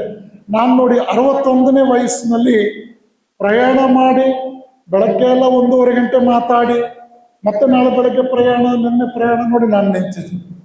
ನಾನು ಹೀಗೇನಾದರೂ ಮಾತಾಡ್ತಿದ್ದೀನ? ನೋಡು, ನೀವು ಕೂತ್ಕೊಂಡೆ ನಿಮ್ಮ ಬೆನ್ನಿಗೆ ನೀವು ಶಿಕ್ಷಣ ಕೊಡಬೇಕು. ನಾನು ಇಡೀ ಉಪನ್ಯಾಸ ನಿಂತೇ ಇರ್ತೀನಿ. ನೀವು ಕೂತ್ಕೊಂಡಾದ್ರೂ ನೇರವಾಗಿ ಕೂತ್ಕೊಳ್ಳಿಲ್ಲ ಅಂದ್ರೆ ನನಗೊಂದು ಡೌಟ್ ಬಂದ್ಬಿಡುತ್ತೆ. ಶೋಭಕ್ಕ, ಇದೇನು ವಯಸ್ಕರ ಶಿಕ್ಷಣ ತರಗತಿಗೆ ಬಂದ್ಬಿಟ್ಟೆ ನಾನು ವಯಸ್ಸು ಮಕ್ಕಳನ್ನು ನೋಡಕ್ ಬಂದೆ ಅನ್ಕೊಂಡ್ರೆ ವಯಸ್ಸಾದ ಮಕ್ಕಳನ್ನು ನೋಡಕ್ಕೆ ಬಂದಾಗ ನೋಡಿ, ನಮ್ಮ ಡಾಕ್ಟರ್ ಆಗಿದ್ದಾರೆ, 95 ಅವ್ರಿಗೆ ವಯಸ್ಸು, 95. ನಾನು ದೊಡ್ಡಬಳ್ಳಾಪುರದಲ್ಲಿ ಒಬ್ಬರು ಶಿಕ್ಷಕರ ಮನೆಗೆ ಹೋಗ್ತಾ ಇದ್ದೆ. ಅವರ ತಾಯಿ ಪಾರ್ವತಮ್ಮ ಅಂತ, ಆ ಶಿಕ್ಷಕರ ಹೆಸರು ರಾಮಕೃಷ್ಣ ಅಂತ. ಅವ್ರು ಹೇಳಿದ್ರು, ಇವ್ರು ನಮ್ಮಮ್ಮ ಪಾರ್ವತಮ್ಮ ಅಂದರು. ನಾನು ಪಾರ್ವತಮ್ಮ ಅಂದೆ. ಪಾರ್ವತಮ್ಮ ಅಲ್ಲ, ಪಾರ್ವತಿ ಅಂತ ತಿದ್ದಿದ್ರು ನನ್ನ. ಓ ಆಯ್ತು, ಪಾರ್ವತಿ. ಎಷ್ಟು ವಯಸ್ಸು ಅಂದೆ. 90 ನಾಟ್ ಔಟ್ ಅಂದ್ರು. 90 ನಾಟ್ ಔಟ್. ನಾನು ಕೇಳಿದೆ ಅದರ ಅರ್ಥ ಏನು ಅಂತ. 4 ವರ್ಷದ ಹಿಂದೆ ಕ್ಯಾಚ್ ಕೊಟ್ಬಿಟ್ಟಿದ್ದೆ ಗುರುಗಳೇ, ಬೌಂಡ್ರಿ ಲೈನಲ್ಲಿ ಹಿಡಿದು ಬಿಟ್ಟಿದ್ದ ಈ ಅಯೋಗ್ಯ ಅಂಪೈರು, ನಾಟ್ ಔಟ್ ಅಂದ್ಬಿಡೋದ. ಮತ್ತೆ ಮನೆಗೆ ವಾಪಸ್ ಬಂದೆ. ಐ ಆಮ್ 90 years ಯಂಗ್ ಅಂದ್ರು. ನಾನು ಹೇಳಿದೆ, ಪಾರ್ವತಿ 90 years ನಲ್ಲಿ ಯಂಗೆಂಗೋ ಇಲ್ಲ, ಯು ಆರ್ ಯಂಗ್ ಅಂದ್ರೆ. ನೋಡಿ, ಯೋಚನೆ ಮಾಡಿದೆ. ಈಗ ನಮ್ಮ ಡಾಕ್ಟರ್ ನೋಡಿ 95 ವರ್ಷ ಹ್ಯಾಕ್ ಬಂದು ಕೂತಿದ್ದಾರೆ ನೋಡಿ ಕಾರ್ಯಕ್ರಮದಲ್ಲಿ. ಉತ್ಸಾಹ, ಜೀವನದಲ್ಲಿ ಶಿಸ್ತು, ಶಾರೀರಿಕ ಶಿಸ್ತು, ಉನ್ನತ ವಿಚಾರಗಳನ್ನು ಕೇಳೋದಕ್ಕೆ ಬೌದ್ಧಿಕ ಶಿಸ್ತು, ಉನ್ನತ ವಿಚಾರಗಳನ್ನು ಆಲೋಚಿಸೋದಕ್ಕೆ ಮಾನಸಿಕ ಶಿಸ್ತು, ಎಲ್ಲ ಕಡೆ ಶಿಸ್ತು ಶಿಸ್ತು ಶಿಸ್ತಿದೆ. ಸುಸ್ತಾಗಿಲ್ಲ. ನೋಡಿ, ಯೋಚನೆ ಮಾಡಿ. ಹೌದು ಅಲ್ವಾ? ಎಷ್ಟು ಚೆನ್ನಾಗಿ ಹಾಡಿದ್ಲು ನಮ್ಮ ಮಗಳು. ಅದಕ್ಕೆ ಅವಳನ್ನು ಕೂಡ ಪುಸ್ತಕ ಬಿಡುಗಡೆ ನಿಲ್ಲಿಸ್ಕೊಂಡ್ವಿ ನಮ್ಮ ಜೊತೆ. ಎಸ್, ನಿಮ್ಮೆಲ್ಲರ ಪ್ರತಿನಿಧಿಯಾಗಿ ನಮ್ಮ ಪುಟ್ಟಿನ ನಾವು ನೆಲೆಸ್ಕೊಂಡ್ವಿ. ಹೌದಾನೆ? ಹಾಗಾಗಿ ನಿಮ್ಮೆಲ್ಲರಲ್ಲೂ ದೇವರ ಸಾಮರ್ಥ್ಯ ಕೊಟ್ಟಿದ್ದಾನೆ. ಏನ್ ಸ್ವಾಮೀಜಿ ಹೀಗೆ ಹೇಳ್ತೀರಿ? ಎಲ್ಲರಲ್ಲೂ ಸಾಮರ್ಥ್ಯ ಕೊಟ್ಟಿದ್ದಾನೆ ಅಂತ ನೀವು ಹೇಗೆ ಹೇಳ್ತೀರಿ ಅಂತ ನೀವೊಂದು ಪ್ರಶ್ನೆ ಕೇಳಿದ್ರೆ ನನ್ನ ಹತ್ರ ವೈಜ್ಞಾನಿಕವಾದ ಉತ್ತರ ಇದೆ. ನೀವು ಪೀರಿಯಾಡಿಕ್ ಟೇಬಲ್ ಇತ್ತೀಚೆಗೆ ನೋಡಿದ್ದೀರಾ? ಪೀರಿಯಾಡಿಕ್ ಟೇಬಲ್ ನನ್ನ ಮಾತು ಸ್ಪಷ್ಟವಾಗಿ ಕೇಳ್ತಾ ಇದೆಯಾ? ನಿಮ್ ನಿದ್ರೆಗೆ ಏನು ತೊಂದರೆ ಆಗ್ತಾ ಇಲ್ವಾ? ನಿದ್ರೆ ಮಾಡ್ತಾ ಇಲ್ಲ ಅಂತ ಆಯ್ತು. ಪೀರಿಯಾಡಿಕ್ ಟೇಬಲ್ ಕೆಮಿಸ್ಟ್ರಿನಲ್ಲಿ ಎಸ್, ಪೀರಿಯಾಡಿಕ್ ಟೇಬಲ್ ನಲ್ಲಿ 118 ಎಲಿಮೆಂಟ್ಸ್ ಇದೆ. ಅಮರಾಯ್, ನಾನೀಗ ನೇರವಾಗಿ ಕೇಳ್ತೀನಿ ಒಂದು ಪ್ರಶ್ನೆ. ಈ 118 ಎಲಿಮೆಂಟ್ಸ್ ಕೂಡ ಒಂದೇ ಜಾಗದಲ್ಲಿ ಎಲ್ಲಿ ಸಿಗುತ್ತೆ?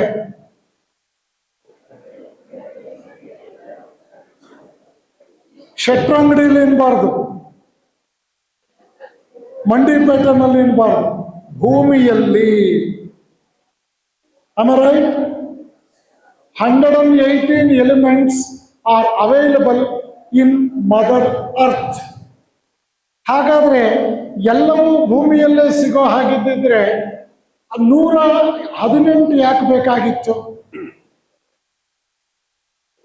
ನಿಮಗೆ ಗೊತ್ತಿದೆ ಯಾವುದರ ಮೆಲ್ಟಿಂಗ್ ಪಾಯಿಂಟ್ ಏನು, ಯಾವುದರ ಬಾಯ್ಲಿಂಗ್ ಪಾಯಿಂಟ್ ಏನು, ಯಾವುದರ ಅಟಾಮಿಕ್ ನೊಮೆನ್ಕ್ಲೇಚರ್ ಏನು, ಯಾವುದರಲ್ಲಿ ಪ್ರೋಟಾನ್ಸ್ ಎಷ್ಟು, ನ್ಯೂಟ್ರಾನ್ಸ್ ಎಷ್ಟು, ಎಲೆಕ್ಟ್ರಾನ್ಸ್ ಎಷ್ಟು, ನ್ಯೂಕ್ಲಿಯರ್ ಫಿಷನ್ ಅಂದ್ರೇನು, ಫ್ಯೂಷನ್ ಅಂದ್ರೇನು, ಅಲಾಟ್ರಫಿಕ್ ಫಾರಮ್ಸ್ ಅಂದ್ರೆ ಏನು, ಮ್ಯಾಗ್ನೆಟಿಕ್ ಮೆಟೀರಿಯಲ್ ಅಂದ್ರೇನು, ಗೇಷಿಯಸ್ ನೇಚರ್ ಯಾವುದು, ವೊಲಟೈಲ್ ಯಾವುದು, the only liquid metal in nature ಯಾವುದು? ಹೌದಾನೆ? ನೋಡಿ, ಒಂದೊಂದು ಹಂತದ melting point, boiling point, nomenclature, configuration, ಅದರ ಪ್ರಕಾರ ನಿಮಗೆ ಆಟಮ್ಸ್ ಅನ್ನ, ಎಲಿಮೆಂಟ್ಸ್ ಅನ್ನ ಡಿವೈಡ್ ಮಾಡಿದ್ದೀರಿ. Yes, okay. ಈಗ ಮುಂದಿನ ಪ್ರಶ್ನೆ ನೋಡಿ, ಎಷ್ಟು ಚೆನ್ನಾಗಿದೆ. ಎಲ್ಲರಲ್ಲಿಯೂ ತಾಕತ್ತಿದೆ. ಯಾರ್ಯಾರು ಎಷ್ಟೆಷ್ಟು ಬೆಳೆಸ್ಕೊಳ್ತಾರೋ, ಶ್ರದ್ಧೆಯಿಂದ ಹೋರಾಡ್ತಾರೋ, ಪರಿಶ್ರಮದಿಂದ ನಡ್ಕೊಳ್ತಾರೋ ಅವರಿಗೆ ಅದು ಪ್ರಾಪ್ತವಾಗುತ್ತೆ. ಇದು ನೀವು ಅರ್ಥ ಮಾಡ್ಕೊಳ್ಳೋದಾದರೆ ಪ್ರಯತ್ನವೇ ಪರಮ ಪೂಜೆ. ಈ ಪೂಜೆಯ ನಂತರ ಅದು ಯಶಸ್ವಿ ಆದರೆ ಪ್ರಯತ್ನವೇ ಪರಮೇಶ್ವರ. ಒಂದೇ ತರಗತಿಯಲ್ಲಿ ಒಂದೇ ಸಮಯದಲ್ಲಿ ಒಬ್ಬರೇ ಮೇಷ್ಟ್ರು ಮಾಡಿದ ಪಾಠ ಪರೀಕ್ಷೆಯಲ್ಲಿ ಒಬ್ಬನಿಗೆ 90, ಇನ್ನೊಬ್ಬನಿಗೆ 9. ಯಾಕೆ? ಏಕಾಗ್ರತೆಯ ಮಟ್ಟ, ವೈವಿಧ್ಯತೆ, ಗಮನ ಕೊಟ್ಟು ಕೇಳಿದ್ದನ್ನ ಅರ್ಥ ಮಾಡ್ಕೊಂಡಿದ್ದನ್ನ ಸರಿಯಾಗಿ ಬರದ್ನ, ಅಸಮರ್ಪಕವಾಗಿ ಬರದ್ನ, ಅಪರಿಪೂರ್ಣವಾಗಿ ಬರದ್ನ, ಅವಶ್ಯಕತೆಗಿಂತ ಜಾಸ್ತಿ ಬರದ್ನ, ಕಡಿಮೆ ಬರದ್ನ, ಸಮಯಕ್ಕೆ ಸರಿಯಾಗಿ ಬರದ್ನ, ಪ್ರೆಸೆನ್ಸ್ ಆಫ್ ಮೈಂಡ್ ಇಟ್ಕೊಂಡು ಬರದ್ನ, ಇದೆಲ್ಲವೂ ಬೇಕಾಗುತ್ತೆ. ಒಮ್ಮೆ ಪರೀಕ್ಷೆಯಲ್ಲಿ ಎಸ್ಸೆ ರೈಟಿಂಗ್ ಕ್ವಶನ್ ಕೇಳಿದ್ರಂತೆ, ಭೀಮನು ಬಕಾಸುರನನ್ನು ಹೇಗೆ ಕೊಂದನು 2 ಪುಟಗಳಲ್ಲಿ ಉತ್ತರಿಸಿ ಅಂತ. ಆ ವಿದ್ಯಾರ್ಥಿ ಓದಿರ್ಲಿಲ್ಲ ಬಕಾಸುರನ ಪಾಠ. ಕಡೆಗೆ ಅವನು ಧೈರ್ಯ ಮಾಡ್ದ, ಭೀಮನು ಬಕಾಸುರನನ್ನು ಗುದ್ದಿ ಗುದ್ದಿ ಗುದ್ದಿ ಗುದ್ದಿ ಗುದ್ದಿ ಗುದ್ದಿ ಗುದ್ದಿ 2ನೇ ಪೇಜ್ಗೆ ಹೋಗಿ ಗುದ್ದಿ ಗುದ್ದಿ ಗುದ್ದಿ ಗುದ್ದಿ ಗುದ್ದಿ ಕೊಂದನು ಅಂತ ಬರೆದು ಅಲ್ಲಲ್ಲಿ ರೆಡ್ಡಿಂಗ್ ಅಲ್ಲಿ ಅಂಡರ್ಲೈನ್ ಮಾಡ್ದ. ಕೆಳಗಡೆ ಪೋಸ್ಟ್ ಸ್ಕ್ರಿಪ್ಟ್ ದಯವಿಟ್ಟು ಗಮನಿಸಿ ಅಂತ ಬರ್ದ. ಎಲ್ಲೆಲ್ಲಿ ಬುದ್ಧಿಯನ್ನು ಅಕ್ಷರ ದಪ್ಪಗೆ ಬರ್ದಿದ್ದೀನೋ ಅಲ್ಲಿ ಜೋರಾದ ಪೆಟ್ಟು ಬಿದ್ದಿದೆ. ಎಲ್ಲೆಲ್ಲಿ ಬುದ್ಧಿಯಿಂದ ರೆಡ್ಡಿಂಗ್ ಅಲ್ಲಿ ಅಂಡರ್ಲೈನ್ ಮಾಡಿದ್ದೀನೋ ಅಲ್ಲಿ ಪಾಪ ಬಕಾಸುರನಿಗೆ ಬ್ಲೀಡ್ ಆಗಿದೆ.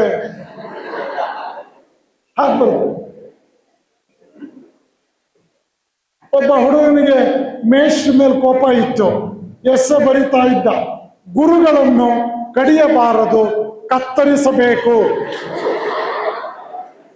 ಮೇಷ್ಟ್ರ ಗಾಬರಿ ಆಯ್ತು. ಹೆಡ್ ಮಾಸ್ಟರ್ ಹತ್ರ ಹೋದ್ರು, ಎಂಥ ಕೆಟ್ಟ ಕಾಲ ಬಂತು ಸರ್, ಕೋವಿಡ್ ಆದ್ಮೇಲೆ ಮಕ್ಕಳು ಹುಚ್ಚುಚ್ಚಾಗಿ ಆಡ್ತಾ ಇದ್ದಾರೆ, ಗುರುಗಳನ್ನು ಕಡಿಬಾರ್ದಂತೆ, ಕತ್ತರಿಸ್ಬೇಕಂತೆ, ಏನಿದ್ರ ಅರ್ಥ? ಆಗ ಮೇಷ್ಟ್ರ ಮಗುನ್ ಕರೆದ್ರು, ಪಾಪ ಉಂಡದೆ ಯಾಕೋ ಹೀಗೆ ಬರ್ದಿದೀಯಾ ಅಂತ. ಸರ್, ಡೋಂಟ್ ಬಿ ಗಾಬ್ರಿಫೈಡ್, ಡೋಂಟ್ ಬಿ ಗಾಬ್ರಿಫೈಡ್. ಆ ಶಬ್ದ ಇಲ್ಲ, ಇಂಗ್ಲಿಷಲ್ಲಿ ಇಲ್ಲ. ಹಿಂದಿನ ಪೇಜಿಂದ ಓದಿ ಸರ್ ಅಂದ. ಹಿಂದಿನ ಪೇಜ್ ನೋಡಿದ್ರೆ ಉಗುರುಗಳನ್ನು ಕಡಿಯಬಾರದು, ಕತ್ತರಿಸಬೇಕು. ಹೂ ಅನ್ನೋದು ಹಿಂದಿನ ಪೇಜಲ್ಲಿ ಬರೆದ್ಬಿಟ್ಟಿದ್ದ. ಅರ್ಥ ಆಯ್ತಾ? ಹುಷಾರಾಗಿ ಬರೀಬೇಕು, ಇಲ್ಲೇ ಇದ್ರೆ ವ್ಯತ್ಯಾಸಗಳಾಗ್ಬಿಡುತ್ತೆ. ಓಕೆ, ಸೊ ಇವಾಗ ನೀವು ಯೋಚನೆ ಮಾಡಿ, ಎಲ್ಲ ಎಲಿಮೆಂಟ್ಸು ಪೀರಿಯಾಡಿಕ್ ಟೇಬಲ್ ಅಲ್ಲಿ ಇದೆ, ಆದ್ರೆ ಎಲ್ಲ ಎಲಿಮೆಂಟ್ಸ್ ನ ತವರು ಮನೆ ಭೂಮಿ. ಹಾಗೆ ದೇವರು ಎಲ್ಲರಿಗೂ ಒಂದೇ ಸಾಮರ್ಥ್ಯ ಕೊಟ್ಟಿದ್ದಾನೆ. ಅದನ್ನು ಸರಿಯಾಗಿ ವಿಕಸನಗೊಳಿಸಿಕೊಂಡು ಬಳಸಿಕೊಳ್ಳುವ ಯೋಗ್ಯತೆಯನ್ನ ನಮ್ಮ ಕೈಗೆ ಕೊಟ್ಟಿದ್ದಾನ. ಅವನು ಹಾರ್ಡ್ ವರ್ಕ್ ಅನ್ನ ನಮ್ಮ ಕೈಗೆ ಕೊಟ್ಟಿದ್ದಾನೆ. ಅದರ ಪರಿಣಾಮಕಾರಿಯಾದ ಸಕ್ಸಸ್ ಅನ್ನು ಕೂಡ ನಮ್ಮ ಕೈಗೆ ಕೊಟ್ಟಿದ್ದಾನೆ. ರಾ ಮೆಟೀರಿಯಲ್ ಕೊಟ್ಟಿದ್ದಾನೆ, ಅದನ್ನು ಫಿನಿಶ್ಡ್ ಗೂಡ್ಸ್ ಮಾಡೋದಕ್ಕೆ ನಮಗೆ ಪರ್ಮಿಷನ್ ಕೊಟ್ಟಿದ್ದಾನೆ. ರೇಷನ್ ಕೊಟ್ಟಿದ್ದಾನೆ, ಒಳ್ಳೆ ರುಚಿ ರುಚಿಯಾದ ಅಡುಗೆ ಮಾಡಿಕೊಳ್ಳೋ ಕೆಲಸವನ್ನ ನಮಗೆ ಬಿಟ್ಟಿದ್ದಾನೆ. ಹಾಗಾಗಿ there is nothing parallel to hard work. ಎಂದೂ ಕೂಡ ಶ್ರಮ ಸಂಸ್ಕೃತಿಗೆ ಸಬ್ಸ್ಟಿಟ್ಯೂಟ್ ಇಲ್ಲ. ಓದಲೇಬೇಕು, ಓದಲೇಬೇಕು. ಯಾರು ವಿದ್ಯಾರ್ಥಿ ಜೀವನದಲ್ಲಿ ನಿದ್ರೆಗೆಡ್ತಾನೋ ಅವನು ಭವಿಷ್ಯ ಜೀವನದಲ್ಲಿ ಸುಖವಾಗಿ ನಿದ್ರೆ ಮಾಡ್ತಾನೆ. ಇದೆಲ್ಲ ಯೋಚನೆ ಮಾಡ್ಬೇಕು ನೀವು. ಮಕ್ಕಳು ರೆಗ್ಯುಲಾರಿಟಿ ಅಂಡ್ ಪಂಕ್ಚುಯಾಲಿಟಿ ಬಹಳ ಮುಖ್ಯ. ನೀವು ತರಗತಿಯಲ್ಲಿ ಬೆಳಗ್ಗೆ 10 ಗಂಟೆಯಿಂದ ಸಂಜೆ 4:15ವರೆಗೂ ಇರ್ತೀರಿ. ಸಂಜೆ 5 ಗಂಟೆಯಿಂದ ನಾಳೆ ಬೆಳಗ್ಗೆ 9 ಗಂಟೆವರೆಗೂ ಮನೆಯಲ್ಲಿ ನಿಮ್ಮ ಸಮಯ ನಿಮ್ಮ ಕೈಯಲ್ಲೇ ಇರುತ್ತೆ. ನಿಮ್ಮ ತರಗತಿಗಳು ನಡೀಬೇಕಾದ್ರೆ ನಿಮಗೆ ಗೊತ್ತಿದೆ, ಒಂದು ಟೈಮ್ ಟೇಬಲ್ ಹಾಕ್ತಾರೆ. ಫಸ್ಟ್ ಪೀರಿಯಡ್ ಏನು, ಸೆಕೆಂಡ್ ಪೀರಿಯಡ್ ಏನು, ಥರ್ಡ್ ಪೀರಿಯಡ್ ಏನು, ಲಂಚ್ ಯಾವಾಗ, ಲೀಜರ್ ಯಾವಾಗ, ಸ್ಪೋರ್ಟ್ಸ್ ಯಾವಾಗ, ಲೈಬ್ರರಿ ಯಾವಾಗ ಎಲ್ಲ ಹಾಕಿರ್ತಾರೆ. ಏನಾದರೂ ಒಂದು ಪೀರಿಯಡ್, ಒಂದು ಪೀರಿಯಡ್ ಆದ್ಮೇಲೆ ಇನ್ನೊಂದು ಪೀರಿಯಡ್ ನೀವೇನಾದರೂ ಬಾಗಿಲಲ್ಲಿ ಓಡಾಡ್ತಾ ಇದ್ರೆ ಹೆಡ್ ಮಿಸ್ ಏನ್ ಹೇಳ್ತಾರೆ, ಯಾಕ್ರೋ ಅಲ್ಲಿ ಓಡಾಡ್ತಾ ಇದ್ದೀರಿ, ಯಾರ ಕ್ಲಾಸ್ ಇತ್ತೋ ಅಂತ. ಎಸ್, ಅರ್ಥ ಮಾಡ್ಕೋಬೇಕು ನೀವು ಇದನ್ನ. ಅವಾಗ ನೀವೆಲ್ಲ ಒಳಗೆ ಹೋಗ್ತೀರಿ, 5 ನಿಮಿಷ ಲೇಟ್ ಆಗಿ ಬಂದು teacher, I am sorry, I was held up in the previous class, let us consider, let us continue where I stopped yesterday, my dear students ಶುರು ಮಾಡ್ತಾರೆ. ರೈಟ್? ನಿಮ್ಮ ತರಗತಿಗಳು ಕರೆಕ್ಟಾಗಿ ನಡೀಬೇಕು ಅಂದ್ರೆ ಒಂದು ಚೊಕ್ಕವಾದ ಟೈಮ್ ಟೇಬಲ್ ಸ್ಕೂಲ್ನಲ್ಲಿ ಇರುತ್ತೆ. Yes or no? ಹಾಗೆಯೇ ನೀವು ಮನೆಯಲ್ಲಿ ಅತ್ಯಂತ ಸಿಸ್ಟಮೆಟಿಕ್ ಆಗಿ ಡಿಸಿಪ್ಲಿನ್ಡ್ ಆಗಿ ಓದಬೇಕು ಅಂದ್ರೆ ನೀವೊಂದು ಟೈಮ್ ಟೇಬಲ್ ಹಾಕೋಬೇಕು ಮನೆಯಲ್ಲಿ. ಸಂಜೆ 6:30ಯಿಂದ 8:00ವರೆವರೆಗೂ ಓದಬೇಕು, 8:30ಯಿಂದ 9 ಊಟ ಮಾಡಬೇಕು, 9ರಿಂದ 10:00ವರೆವರೆಗೂ ಓದಬೇಕು, 10:00ವರೆಗೆ ಮಲ್ಕೊಂಡು 11:30, 12:30, 1:00, 2:00, 3:00, 4:00, 6 ಅವರ್ಸ್ ಆಯ್ತು. ಹಾಫ್ ಅನ್ ಅವರ್ ಡಿಸ್ಕೌಂಟ್, ಹೊಸರು 5 ಗಂಟೆಗೆ ಎದ್ದು ಬಿಡಬೇಕು, 5 ಗಂಟೆಗೆ ಏಳಲೇಬೇಕು. ವಿದ್ಯಾರ್ಥಿ ಜೀವನದಲ್ಲಿ ನಿದ್ರೆ ಜಾಸ್ತಿ ಮಾಡಿದ್ರೆ ಏಕಾಗ್ರತೆಗೆ ಪೆಟ್ಟು ಬೀಳುತ್ತೆ, ನೆನಪಿನ ಶಕ್ತಿ ಸಾಯುತ್ತೆ. ವಿದ್ಯಾರ್ಥಿಗಳಲ್ಲಿ ಕ್ರಿಯಾಶೀಲತೆ ಅನ್ನೋದು ಆರೋಗ್ಯಕರವೇ ಹೊರತು ಸೋಮಾರಿತನ, ವಿಪರೀತವಾದ ನಿದ್ರೆ ನಿಮಗೆ ವರ ಅಲ್ಲ, ಅದು ಶಾಪವಾಗುತ್ತೆ. 5 ಗಂಟೆಗೆ ಎದ್ರೆ ಬೇಗ ಬ್ರಷ್ ಮಾಡಿಕೊಂಡು 5:15ರಿಂದ 7:15 ಓದಿ 7:00ವರೆಗೆ ಸ್ನಾನ ಮಾಡಿ 8 ಗಂಟೆಗೆ ಅಮ್ಮ ಕೊಟ್ಟು ತಿಂಡಿ ತಗೊಂಡು 9 ಗಂಟೆಗೆ ಶಾಲೆಗೆ ಬರಬೇಕು. ನೀವು ಇಲ್ಲಿ ನೋಡಿ, ಬೆಳಗ್ಗೆ 2 ಅವರ್ಸ್ ಓದಿದ್ರಿ, ಸಾಯಂಕಾಲ 3.5 ಅವರ್ಸ್ ಓದಿದ್ರಿ. 5.5 ಅವರ್ಸ್ ಅನ್ನ ನೀವು ಡಿಸಿಪ್ಲಿನ್ ಆಗಿ ಒಂದು ಟೈಮ್ ಟೇಬಲ್ ಮಾಡ್ಕೊಂಡಿದ್ರಿಂದ ಓದಕ್ಕೆ ಸಾಧ್ಯ ಆಯಿತು. ನೀವು ಓದಬೇಕಾದ್ರೆ ಹೇಗಿರ್ಬೇಕು, ಚಾಪೆ ಹಾಕೋಬೇಕು, ಒಂದು ಡೆಸ್ಕ್ ಹಾಕೊಂಡು ಕುಳಿತುಕೊಂಡೇ ಓದಬೇಕು. ಎಲ್ಲ ಮನೆ ಮಕ್ಕಳಿಗೂ ಕೂಡ ಟೇಬಲ್ ಅಂಡ್ ಚೇರ್ ಫೆಸಿಲಿಟಿ ಇರೋದಿಲ್ಲ. ಆದರೆ ಚಿಂತೆ ಇಲ್ಲ, ಮಕ್ಕಳಿಗೆ ಕೈಕಾಲುಗಳಲ್ಲಿ ಶಕ್ತಿ ಇರೋದ್ರಿಂದ ಚಾಪೆ ಹಾಸ್ಕೊಂಡು ಒಂದು ಪುಟ್ಟ ಡೆಸ್ಕ್ ಇಟ್ಕೊಂಡು ಪಕ್ಕದಲ್ಲಿ ಬುಕ್ಸ್ ಜೋಡಿಸ್ಕೊಂಡು ಹೀಗೆ ನೀರು ಒಂದು ಜಗ್ಗಲ್ಲಿ ಇಟ್ಕೊಂಡು ಶ್ರದ್ಧೆಯಿಂದ ಓದಬೇಕು. 1 ಗಂಟೆ ಓದಿದ್ಮೇಲೆ ಎದ್ದು 2 ಹೆಜ್ಜೆ ಹಾಕಬೇಕು ರೂಮ್ನಲ್ಲೇ. ಓದೋದಕ್ಕೆ ಮೊದಲು ನೆನ್ಪಿಟ್ಕೋಬೇಕು, ರೂಮಲ್ಲಿ ಬೋಲ್ಟ್ ಹಾಕೊಂಡು ಓದಬಾರದು. 99% ಬೋಲ್ಟ್ ಹಾಕುವವರು ಓದಕ್ಕಿಲ್ಲ, ಮೊಬೈಲ್ ನೋಡ್ತಾರೆ, ಕಾಲಹರಣ ಮಾಡ್ತಾರೆ. ನೀವು ಬೋಲ್ಟ್ ಹಾಕೊಂಡ್ರೆ ನೀವು ಖಂಡಿತ ಪ್ರಾಮಾಣಿಕರಲ್ಲ. ಓದುವವರು ಬೋಲ್ಟ್ ಹಾಕೊಳ್ಳೋದೇ ಇಲ್ಲ. ಬೋಲ್ಟ್ ಹಾಕೊಂಡು ಅವನ ಹಣೆ ಬರಹ ಕೆಟ್ಟಿದೆ. ಓದೋ ಮಕ್ಕಳಿದ್ರೆ ಮನೇಲಿ ಯಾರೂ ಗಲಾಟೆ ಮಾಡಲ್ಲ. ಒಂದು ಲೋಟ ನೀರು ಕುಡಿದ್ರೆ ಬಿಟ್ವೀನ್ 2 ಅವರ್ಸ್ ಫ್ರೆಶ್ ಆಗಿರ್ತೀರಿ. 4 ಹೆಜ್ಜೆ ಹಾಕಿದ್ರೆ ಕಾಲು ಜೋಮ್ ಹಿಡಿಯಲ್ಲ. If you are very serious about your studies, you will come up in life, you will achieve and you will make all your dreams realised. If you are a lazy personality, you cannot achieve. You will be the most ordinary lot in the society. If you study sincerely, if you do hard work, you will become class. You become a leader. You become a significant person in the class. If you don't study, you will be one among the mass. Spell the word mass. M-A-S. Mass means general category. Class means special category. Mass ಆಗ್ತೀರಿ ನೀವು, class ಆಗಬೇಕು ನೀವು. ನೀವೇನಾದ್ರೂ mass ಆದ್ರೆ ತೆಗೆದುಬಿಟ್ರು ಕೂಡ ವ್ಯತ್ಯಾಸ ಇಲ್ಲ. ತೆಗೆದ್ರೆ ಏನಾಗುತ್ತೆ ಅಂದ್ರೇನು?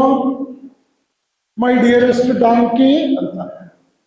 ಆಸ್ ಅಂದ್ರೆ ಡಾಂಕಿ.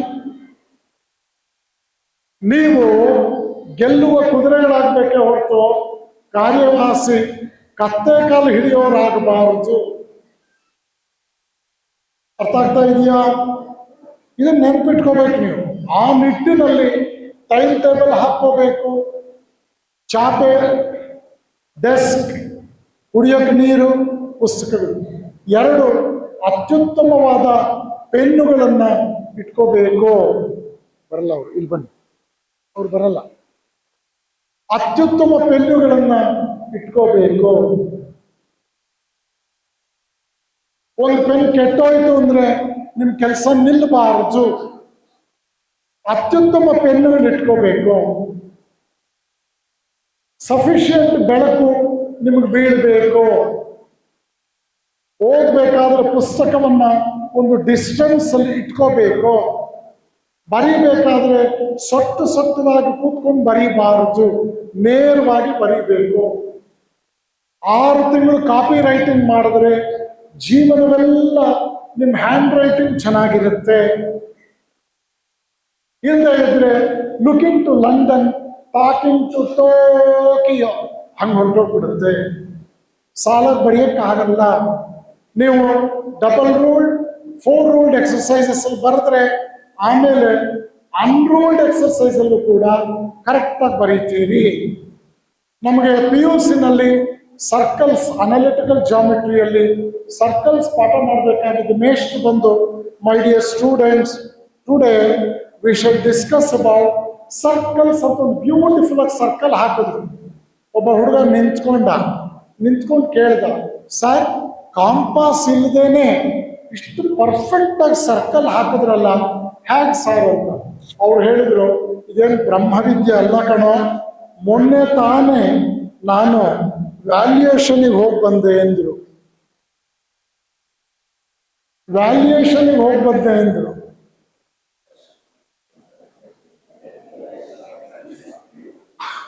ಅಂದ್ರೇನು? ವ್ಯಾಲ್ಯೂಯೇಷನ್ ಅಲ್ಲಿ 0 ಸುತ್ತಿ practice makes A man perfect. ನಿಮ್ಗೆ ಅರ್ಥ ಆಗ್ತಾ ಇಲ್ವಾ? ಅದು ಸುಸ್ತಾಯ್ತಾ? ಮತ್ತೆ ನಾನು ಅದು ಹೇಳಿದೆ, ನೀವು ಒಬ್ಬರ ಮುಖದ ಮೇಲೂ ನಗು ಕಾಣಲೇ ಇಲ್ಲ. ಓಹೋ, ಎಲ್ಲ ಕೂಡಿ ಇಟ್ಕೊಂಡಿದ್ರ ಒಟ್ಟಿಗೆ ನಗಬೇಕು ಅಂತ.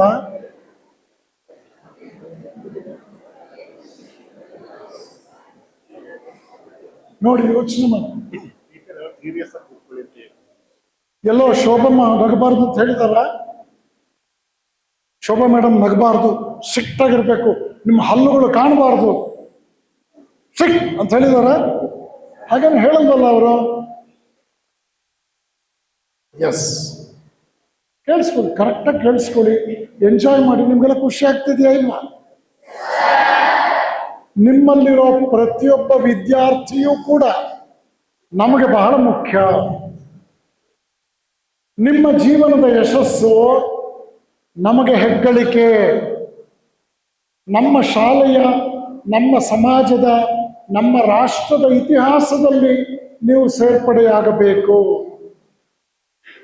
ಆಗಲೇ ನಾನು ಹೇಳಿದೆ, ಬೀಜವನ್ನು ಮೊಳತರೆ ಅದೊಂದೇ ಮೊಳಕೆ ಆಗಲ್ಲ, ಅದೊಂದೇ ಗಿಡ ಆಗಲ್ಲ, ಅದೊಂದೇ ಮರ ಆಯ್ತು ಅಂತಲ್ಲ. ನೂರಾರು ಪಕ್ಷಿಗಳು ಅದರಲ್ಲಿ ವಾಸ ಮಾಡುತ್ತೆ, ಸಾವಿರಾರು ಜನ ನೆರಳು ಪಡ್ಕೊಳ್ತಾರೆ, ಕಾಲ ಕಾಲಕ್ಕೆ ಹೂವು ಹಣ್ಣು ಕೊಡುತ್ತೆ. ಆ ಮರ ತನಗಾಗಿ ತಾನು ಬದುಕೋದಿಲ್ಲ. ಹಾಗೆಯೇ ನೀವು ವಿದ್ಯಾವಂತರಾದ್ರೆ ಇದರ ಒಂದು ಸಂಪದ್ಭರಿತ ವ್ಯಕ್ತಿತ್ವ ನಿಮಗೆ ಮಾತ್ರ ಅಲ್ಲ, ಇಡೀ ಸಮಾಜಕ್ಕೆ ನೀವು ಮಾನವ ಸಂಪನ್ಮೂಲ, ಇಂಗ್ಲಿಷ್ನಲ್ಲೇನೋ ಹ್ಯೂಮನ್ ರಿಸೋರ್ಸ್ ಆಗ್ತೀವಿ. ಮತ್ತು ಬಾಯಲ್ಲಿ ಬೆರಳಿಟ್ಕೊಂಡು ನೀವು ಎಂಜಾಯ್ ಮಾಡ್ಕೊಂಡು ಕೂತ್ಕೋಬಾರ್ದು, ಉಗುರು ಕಚ್ಚೋದು ಅದೆಲ್ಲ ಮಾಡಕ್ ಹೋಗ್ಬಾರ್ದು. ಅಶಿಸ್ತು ಎಂದಿಗೂ ಒಳ್ಳೆಯದಲ್ಲ. ಲೆಜಿಬಿಲಿಟಿ, ಡಿಸಿಪ್ಲಿನ್, ರೆಗ್ಯುಲಾರಿಟಿ ಬಹಳ ಮುಖ್ಯ. ದಿನಕ್ಕೆ 2 ಸಲ ಸ್ನಾನ ಮಾಡಬೇಕು.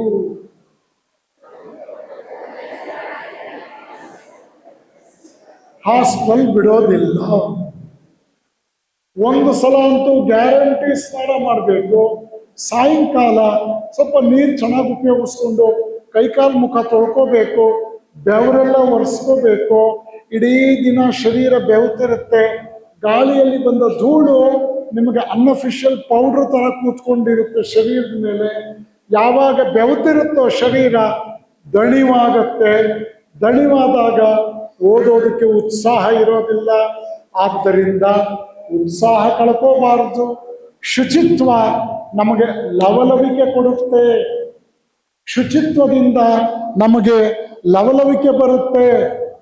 ಯಾವಾಗ ಉತ್ಸಾಹದಿಂದ ನಾವು ಇರ್ತೀವೋ ಆಗ ಕ್ರಿಯಾಶೀಲರಾಗಿರ್ತೇವೆ. ಇದೆಲ್ಲ ನೆನ್ಪಿಟ್ಕೊಳ್ಬೇಕು. ತಲೆ ಕ್ಲೀನಾಗಿ ಬಾಚ್ಕೋಬೇಕು. ತಲೆ ಮೇಲಿರೋ ಕೂದಲು ಅಲಂಕಾರ ಮಾಡ್ಕೊಳ್ಳೋದಕ್ಕಿಂತ ಹೆಚ್ಚಾಗಿ ತಲೆ ಒಳಗಿರೋ ಬುದ್ಧಿನ ಶಾರ್ಪನ್ ಮಾಡ್ಕೋಬೇಕು. ಹೆಣ್ಮಕ್ಳು ಜುಮ್ಕಿ ಯಾವ ಕಲರು, ಬಳೆ ಯಾವ ಕಲರು, ಶೂ ಯಾವ ಕಲರು, ಇದೇನು ಫ್ಯಾಷನ್ ಶೋನಾ? ಫ್ಯಾಷನ್ ಶೋ ಅಲ್ಲಪ್ಪ ಇದು. ವಿದ್ಯಾರ್ಥಿಗಳು ಅಧ್ಯಯನವನ್ನು ಪ್ರಸ್ತಾಪಿಸಿ ಆದ್ಯತೆ ಕೊಡಬೇಕೆ ಹೊರತು ಅಲಂಕಾರ ವಿದ್ಯಾರ್ಥಿಗಳಾಗಬಾರದು. ಇದು ಅರ್ಥ ಮಾಡ್ಕೋಬೇಕು ನೀವು. ಅಲಂಕಾರ ವಿದ್ಯಾರ್ಥಿಗಳಾಗಬಾರದು. ಅರ್ಥ ಆಯ್ತಾ? ಅಲಂಕಾರ ಕೂತ್ಕೋಬಾರ್ದು ನೀವು. ಕನ್ನಡಿ ಮುಂದೆ ವಿದ್ಯಾರ್ಥಿಗಳು ಹೆಚ್ಚು ಹೊತ್ತು ನಿಂತ್ಕೋಬಾರದು. ಇದು ಹೇಗಿರುತ್ತೆ ಅವೆಲ್ಲ ಬಿಟ್ಬಿಡ್ಬೇಕು.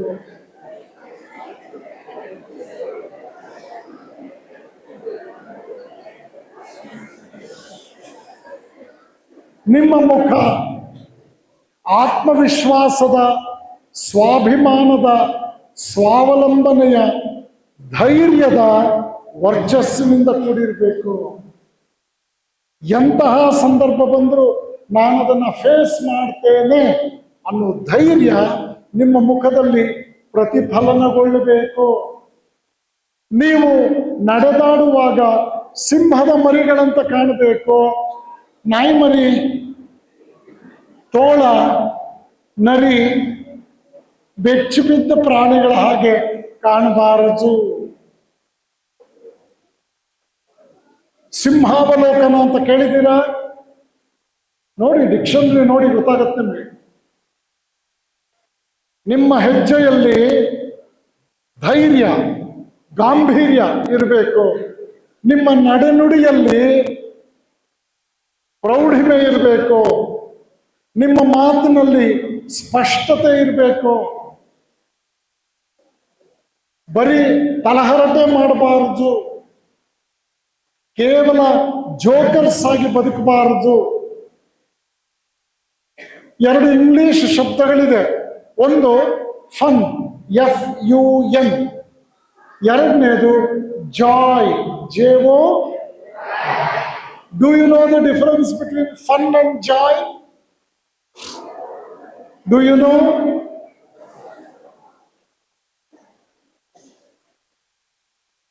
ಒಬ್ರು ಮ್ಯಾಕ್ಸಸ್ ಅವಾರ್ಡಿ, ಕೇಳಿಸ್ಕೊಳ್ಳಿ. ಮ್ಯಾಕ್ಸಸ್ ಅವಾರ್ಡಿ ಗೊತ್ತಾ ನಿಮಗೆ? ಕಿರಣ್ ಬೇಡಿಗೆ ಬಂದಿದೆ. ಕಿರಣ್ ಬೇಡಿ ಇಂಡಿಯಾದಲ್ಲಿ 16 ಜನಕ್ಕೆ ಬಂದಿದೆ. ಒಮ್ಮೆ ಒಂದು ಕಾರ್ಯಕ್ರಮಕ್ಕೆ ತುಮಕೂರಿನಲ್ಲಿ ಹೋದೆ. ನನ್ನ ಪಕ್ಕದಲ್ಲಿ ಮ್ಯಾಕ್ಸಸ್ ಅವಾರ್ಡಿ ಒಬ್ಬರು ಕೂತಿದ್ರು.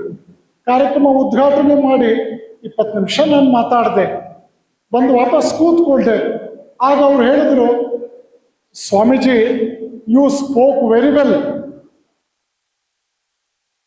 I want to come to your ashram to have some fun ಅಂತ. ನಾನು ಹೇಳಿದೆ, if you come to my ashram you will not get fun, you will get joy ಅಂದೆ. ಅವ್ರು ಇಮ್ಮಿಡಿಯೇಟ್ಲಿ ಕೇಳಿದ್ರು, what is the difference between fun and joy? Magsaysay awardee, Magsaysay awardee ಅಂದ್ರೆ ರಾಷ್ಟ್ರ ಪ್ರಶಸ್ತಿ ಅದು. ಆಗ ನಾನು ಹೇಳಿದೆ, 5 ಜನ ಸ್ನೇಹಿತರು ಕೂತಿರ್ತಾರೆ, 4 ಜನ ಒಬ್ಬನನ್ನ ಟಾರ್ಗೆಟ್ ಮಾಡಿ ಅವನಿಗೆ ನೋವು ಮಾಡ್ತಾರೆ, 4 ಜನ ಎಂಜಾಯ್ ಮಾಡ್ತಾರೆ. That is called fun. Joy ಅಂದ್ರೆ ಏನ್ ಗೊತ್ತಾ? 5 ಜನ ಸ್ನೇಹಿತರು ಇರ್ತಾರೆ, ಯಾರಿಗೆ ಯಾರು ನೋವು ಮಾಡದೆ ಉತ್ತಮ ವಿಚಾರಗಳನ್ನು ಚರ್ಚೆ ಮಾಡಿ 5 ಜನ ಆನಂದ ಪಡ್ತಾರೆ. ಅಲ್ಲಿ ಆನಂದದ ಉತ್ಸವ ಇರುತ್ತೆ, ಸಂಭ್ರಮ ಇರುತ್ತೆ, ಯಾರ ಮನಸ್ಸಿಗೂ ನೋವಾಗಲ್ಲ. ಆಶ್ರಮಕ್ಕೆ ಬಂದ್ರೆ ನಿಮಗೆ ಜಾಯ್ ಸಿಗುತ್ತೆ. ನೀವು ತಲಹರಟೆ ತಮಾಷೆ ಆಗಿರ್ಬೇಕು ಅಂದ್ರೆ ಫನ್ ಸಿಗುತ್ತೆ ಅಂತ. ಅವ್ರು ಕೈ ಜೋಡಿಸ್ಕೊಂಡು ಹೇಳಿದ್ರು, Swamiji, I may be a Magsaysay awardee, but today at the age of 53 I could come to know the difference between fun and joy. ಈಗ ನೀವು ಹೇಳಿ ಮಕ್ಕಳೇ, ನಿಮ್ಗೆ ಫನ್ ಬೇಕಾ, ಜಾಯ್ ಬೇಕಾ? ನೋಡಿ ಎಷ್ಟು ಚೆನ್ನಾಗಿ ಹೇಳಿದ್ರಿ ನೀವು. ಯಾರಿಗೂ ನೋವು ಮಾಡೋದಕ್ಕೆ ನಿಮ್ಗೆ ಇಷ್ಟ ಇಲ್ಲ. ಎಲ್ಲರೂ ಖುಷಿಯಾಗಿರ್ಬೇಕು ಅಂದ್ರೆ ನಾಲೆಡ್ಜ್ ಅಂಡ್ ವಿಸ್ಡಮ್, ಅದರ ಪರಿಚಯ ನಮಗಿದ್ರೆ ನಾವು ಅದರಲ್ಲಿ ಬೆಳೆಯೋದಕ್ಕೆ ಸಾಧ್ಯ. ಆದ್ದರಿಂದ ನಿಜವಾಗಿ ಅಧ್ಯಯನ ಮಾಡಿದ ಮಕ್ಕಳಿಗೆ ನೀವು ಅರ್ಥ ಮಾಡ್ಕೊಳ್ಳಿ, ಅಕ್ಷರ ಕಲಿತೀರಿ, ಪದಗಳನ್ನು ಕಲಿತೀರಿ, ವಾಕ್ಯಗಳನ್ನು ಕಲಿತೀರಿ, ಪ್ಯಾರಾಗ್ರಾಫ್ಸ್ ಕಲಿತೀರಿ, ಅಧ್ಯಾಯಗಳು ಕಲಿತೀರಿ, ಇಡೀ ಪುಸ್ತಕ ಕಲಿತೀರಿ, ರ್ಯಾಂಕ್ ಬರ್ತೀರಿ, PhD ಮಾಡ್ತೀರಿ, ಟೆಕ್ಸ್ಟ್ ಬುಕ್ ಆಥರ್ ಆಗ್ತೀರಿ, ನೀವೇ ಒಂದು ಯೂನಿವರ್ಸಿಟಿಯ ವೈಸ್ ಚಾನ್ಸಲರ್ ಆಗ್ತೀರಿ. ನಿಮ್ಮ ಹೆಸರಿನಲ್ಲೇ ನಿಮ್ಮ ಬಗ್ಗೆ ಒಂದು ಪುಸ್ತಕ ಬರುತ್ತೆ. ಅಕ್ಷರಗಳು ಎಲ್ಲಿಂದ ಎಲ್ಲಿ ಕರ್ಕೊಂಡು ಹೋಗ್ಬೋದು ನಮ್ಮನ್ನ ಯೋಚನೆ ಮಾಡಿ. ಕುವೆಂಪು ರಾಮಕೃಷ್ಣಾಶ್ರಮದ ವಿದ್ಯಾರ್ಥಿ. ಕುವೆಂಪು ಬದುಕಿದ್ದಾಗಲೇ ಕುವೆಂಪು ವಿಶ್ವವಿದ್ಯಾಲಯ ಆಯಿತು, ಕುವೆಂಪು ನಗರಗಳಾಯಿತು, ಕುವೆಂಪು ಬಡಾವಣೆಗಳಾಯಿತು, ರಸ್ತೆಗಳಾಯಿತು, ಕುವೆಂಪು ವೈಸ್ ಚಾನ್ಸಲರ್ ಆಗಿದ್ರು, ಕುವೆಂಪು ಕರ್ನಾಟಕ ರತ್ನ ಆದರು, ಕುವೆಂಪು ಜ್ಞಾನಪೀಠ ಆದರು. ಯೋಚನೆ ಮಾಡಿ, ಒಬ್ಬನೇ ವ್ಯಕ್ತಿ ಇಷ್ಟೆಲ್ಲ ಸಾಧಿಸೋದಕ್ಕೆ ಸಾಧ್ಯ ಆಯಿತು. ಇಲ್ಲಿ ಕಷ್ಟಪಟ್ಟಿದ್ದು ಒಬ್ಬರೇ ವ್ಯಕ್ತಿ, ಆದರೆ ಅದನ್ನು ಆನಂದ ಪಟ್ಟಿದ್ದು ಇಡೀ ಸಮಾಜ. ಅಂತೆಯೇ ವಿದ್ಯಾರ್ಥಿಗಳೇ, ಇವತ್ತು ನೀವು ವಿದ್ಯಾರ್ಥಿಗಳು, ನಾಳೆ ವ್ಯಕ್ತಿ ರತ್ನಗಳು. ಆದ್ದರಿಂದ ವಿವೇಕಾನಂದರು ಹೇಳಿದ ಹಾಗೆ, ನೀವು ಅತ್ಯುನ್ನತ ಮಟ್ಟಕ್ಕೆ ಬೆಳೆಯೋದಕ್ಕೆ ಏನೆಲ್ಲ ಸಾಮರ್ಥ್ಯ ಬೇಕೋ ಅದು ನಿಮ್ಮೊಳಗಿದೆ. ನಿಮ್ಮಲ್ಲಿ ನೀವು ವಿಶ್ವಾಸ ಇಡಿ. ಕ್ರಿಕೆಟ್ ಎಲ್ರಿಗೂ ಗೊತ್ತಿದೆ, ಸ್ಕೋರ್ ಬೋರ್ಡ್ ಅಲ್ಲಿ ರನ್ನು ಹೆಚ್ಚಬೇಕು ಅಂದ್ರೆ ಸ್ಕೋರ್ ಬೋರ್ಡ್ ಕಡೆನೇ ನೋಡ್ತಾ ಇರೋಣವ ಅಥವಾ ಬ್ಯಾಟ್ ಹಿಡ್ಕೊಂಡು ಕರೆಕ್ಟಾಗಿ ಬಾಲ್ ಹೊಡೆಯೋಣವ?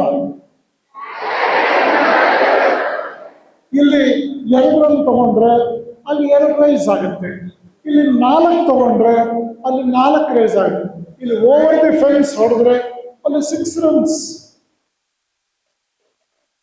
ಕ್ರಿಕೆಟ್ ಸ್ಕೋರ್ ಜಾಸ್ತಿ ಮಾಡ್ಕೊಳ್ಳೋನು ಬ್ಯಾಟು ಬಾಲ್ ಕಡೆ ಗಮನ ಕೊಡ್ತಾನೆ ಹೊರತು ಸ್ಕೋರ್ ಬೋರ್ಡ್ ಕಡೆ ನೋಡೋದಿಲ್ಲ. ಅಂತೆಯೇ ಚೆನ್ನಾಗಿ ಓದುವಂತ ವ್ಯಕ್ತಿ ಪರೀಕ್ಷೆಯಲ್ಲಿ ಏನಾಗ್ಬಿಡುತ್ತೋ ಅಂತ ಹೆದರ್ಕೊಳ್ಳಲ್ಲ. ಪ್ರತಿಯೊಂದು ಕ್ಷಣ, ಪ್ರತಿಯೊಂದು ಗಂಟೆ ತರಗತಿಯಲ್ಲಿ ಅತ್ಯಂತ ಜವಾಬ್ದಾರಿಯುತವಾಗಿ ಪಾಠ ಕೇಳ್ತಾನೆ, ಅರ್ಥ ಮಾಡ್ಕೊಳ್ತಾನೆ, ಅವತ್ತೇ ಓದ್ತಾನೆ, ಡೌಟ್ ಬಂದ್ರೆ ಮಾರನೇ ದಿವಸ ಕ್ಲಿಯರ್ ಮಾಡ್ಕೊಳ್ತಾನೆ. ಫ್ರೆಶ್ ಮೈಂಡಲ್ಲಿ ಮುಂದಕ್ಕೆ ಹೋಗ್ತಾನೆ. ಇದೆಲ್ಲ ನೀವು ಗಮನದಲ್ಲಿ ಇಟ್ಕೋಬೇಕು. ಮಕ್ಕಳಲ್ಲಿ ಎರಡು ರೀತಿಯ ಭಯ ಇದೆ. ದ ಫಿಯರ್ ಆಫ್ ಫೇಲ್ಯೂರ್, ಎಲ್ಲಿ ಸೋತೋಗ್ಬಿಡ್ತೀನೋ ಅನ್ನೋ ಭಯ. ನಾನು ಸೋತ್ ಬಿಟ್ರೆ ನನಗೆ ಕೆಟ್ಟ ಹೆಸರು ಬರುತ್ತೆ, ಜನ ನನ್ನನ್ನು ಇಗ್ನೋರ್ ಮಾಡಿಬಿಡ್ತಾರೆ, ನೆಗ್ಲೆಕ್ಟ್ ಮಾಡ್ತಾರೆ, ಅಗೌರವ ತೋರಿಸ್ತಾರೆ. ಮೊದಲನೇ ಭಯ. ಎರಡನೇ ಭಯ ಫಿಯರ್ ಆಫ್ ಕ್ರಿಟಿಸಿಸಮ್, ಜನ ನನ್ನ ಮೇಲೆ ಟೀಕೆ ಮಾಡ್ತಾರೆ. ಅವನ ಮುಖ ನೋಡ್ರಿ, ಏನೋ ಮಾಡ್ಬಿಡ್ತೀನಿ ಅಂತ ಕೂಗಾಡ್ತಿದ್ದ, ಫೇಲ್ ಆದ, ಜಾರಿ ಬಿದ್ದ ಜಾಣ ಅಂತೆಲ್ಲ ಹೇಳ್ತಾರೆ. ಈ ಎರಡು ಭಯ ಪ್ರತಿಯೊಬ್ಬ ವಿದ್ಯಾರ್ಥಿಯಲ್ಲೂ ಇರುತ್ತೆ. ನಾನು ಸೆಕೆಂಡ್ PUC ಓದಬೇಕಾದ್ರೆ ಡಿಸೆಂಬರ್ ತಿಂಗಳಲ್ಲಿ ನಮ್ಮ ತಂದೆಯವರ ಆಫೀಸ್ನಲ್ಲಿ ಒಂದು ಘಟನೆ ನಡೆಯಿತು. ಅವ್ರ ಆಫೀಸ್ನಲ್ಲಿ ಅವ್ರ ಜೊತೆ ಕೆಲಸ ಮಾಡೋರೆಲ್ಲ ಆಫೀಸ್ನಲ್ಲಿ ಸಾಯಂಕಾಲ ಟೀ ತಗೋಬೇಕಾದ್ರೆ ಮುಂದೆ ನಿಮ್ಮ ಮಕ್ಕಳು ಏನ್ ಮಾಡ್ತಾರೆ ಅಂತ ಮಾತಾಡ್ತಾ ಇದ್ರಂತೆ. ಆ ಸಮಯದಲ್ಲಿ ನಮ್ಮ ತಂದೆ ಹೇಳಿದ್ರಂತೆ, ಒಂದು ಚೇರ್ ಕೊಡಿ, ಬನ್ನಿ. ಚೇರ್ ತೆಗೆದ್ರು, ಈ ಕಡೆ ಬನ್ನಿ.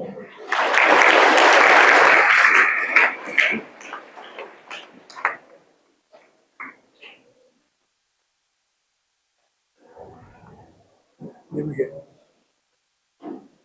ನೋಡಿ, ಒಂದು ಕೊಟ್ಟರೆ ಒಂದು ಬರುತ್ತೆ ಅಂತ ಅರ್ಥ ಆಯ್ತಾ ನಿಮಗೆ?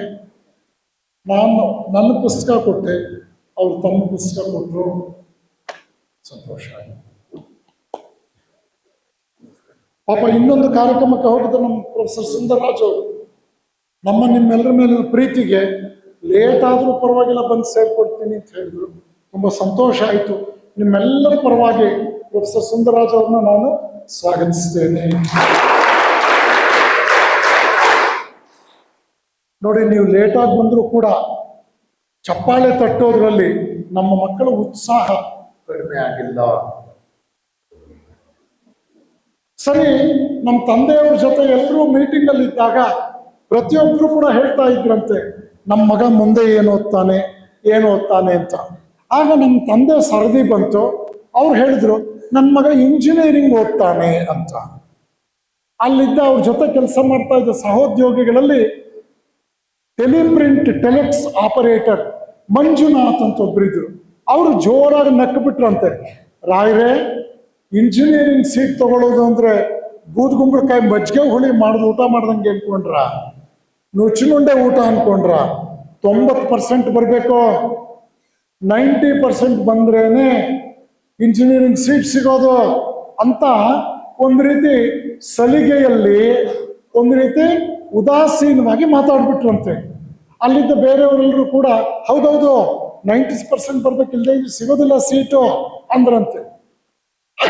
5 ಗಂಟೆಗೆ ಆಫೀಸ್ ಮುಗಿದಿದೆ. ನಮ್ಮ ತಂದೆ Bengaluru bus ಹತ್ತಿದ್ದಾರೆ ಕುಣಿಗಲ್ನಿಂದ.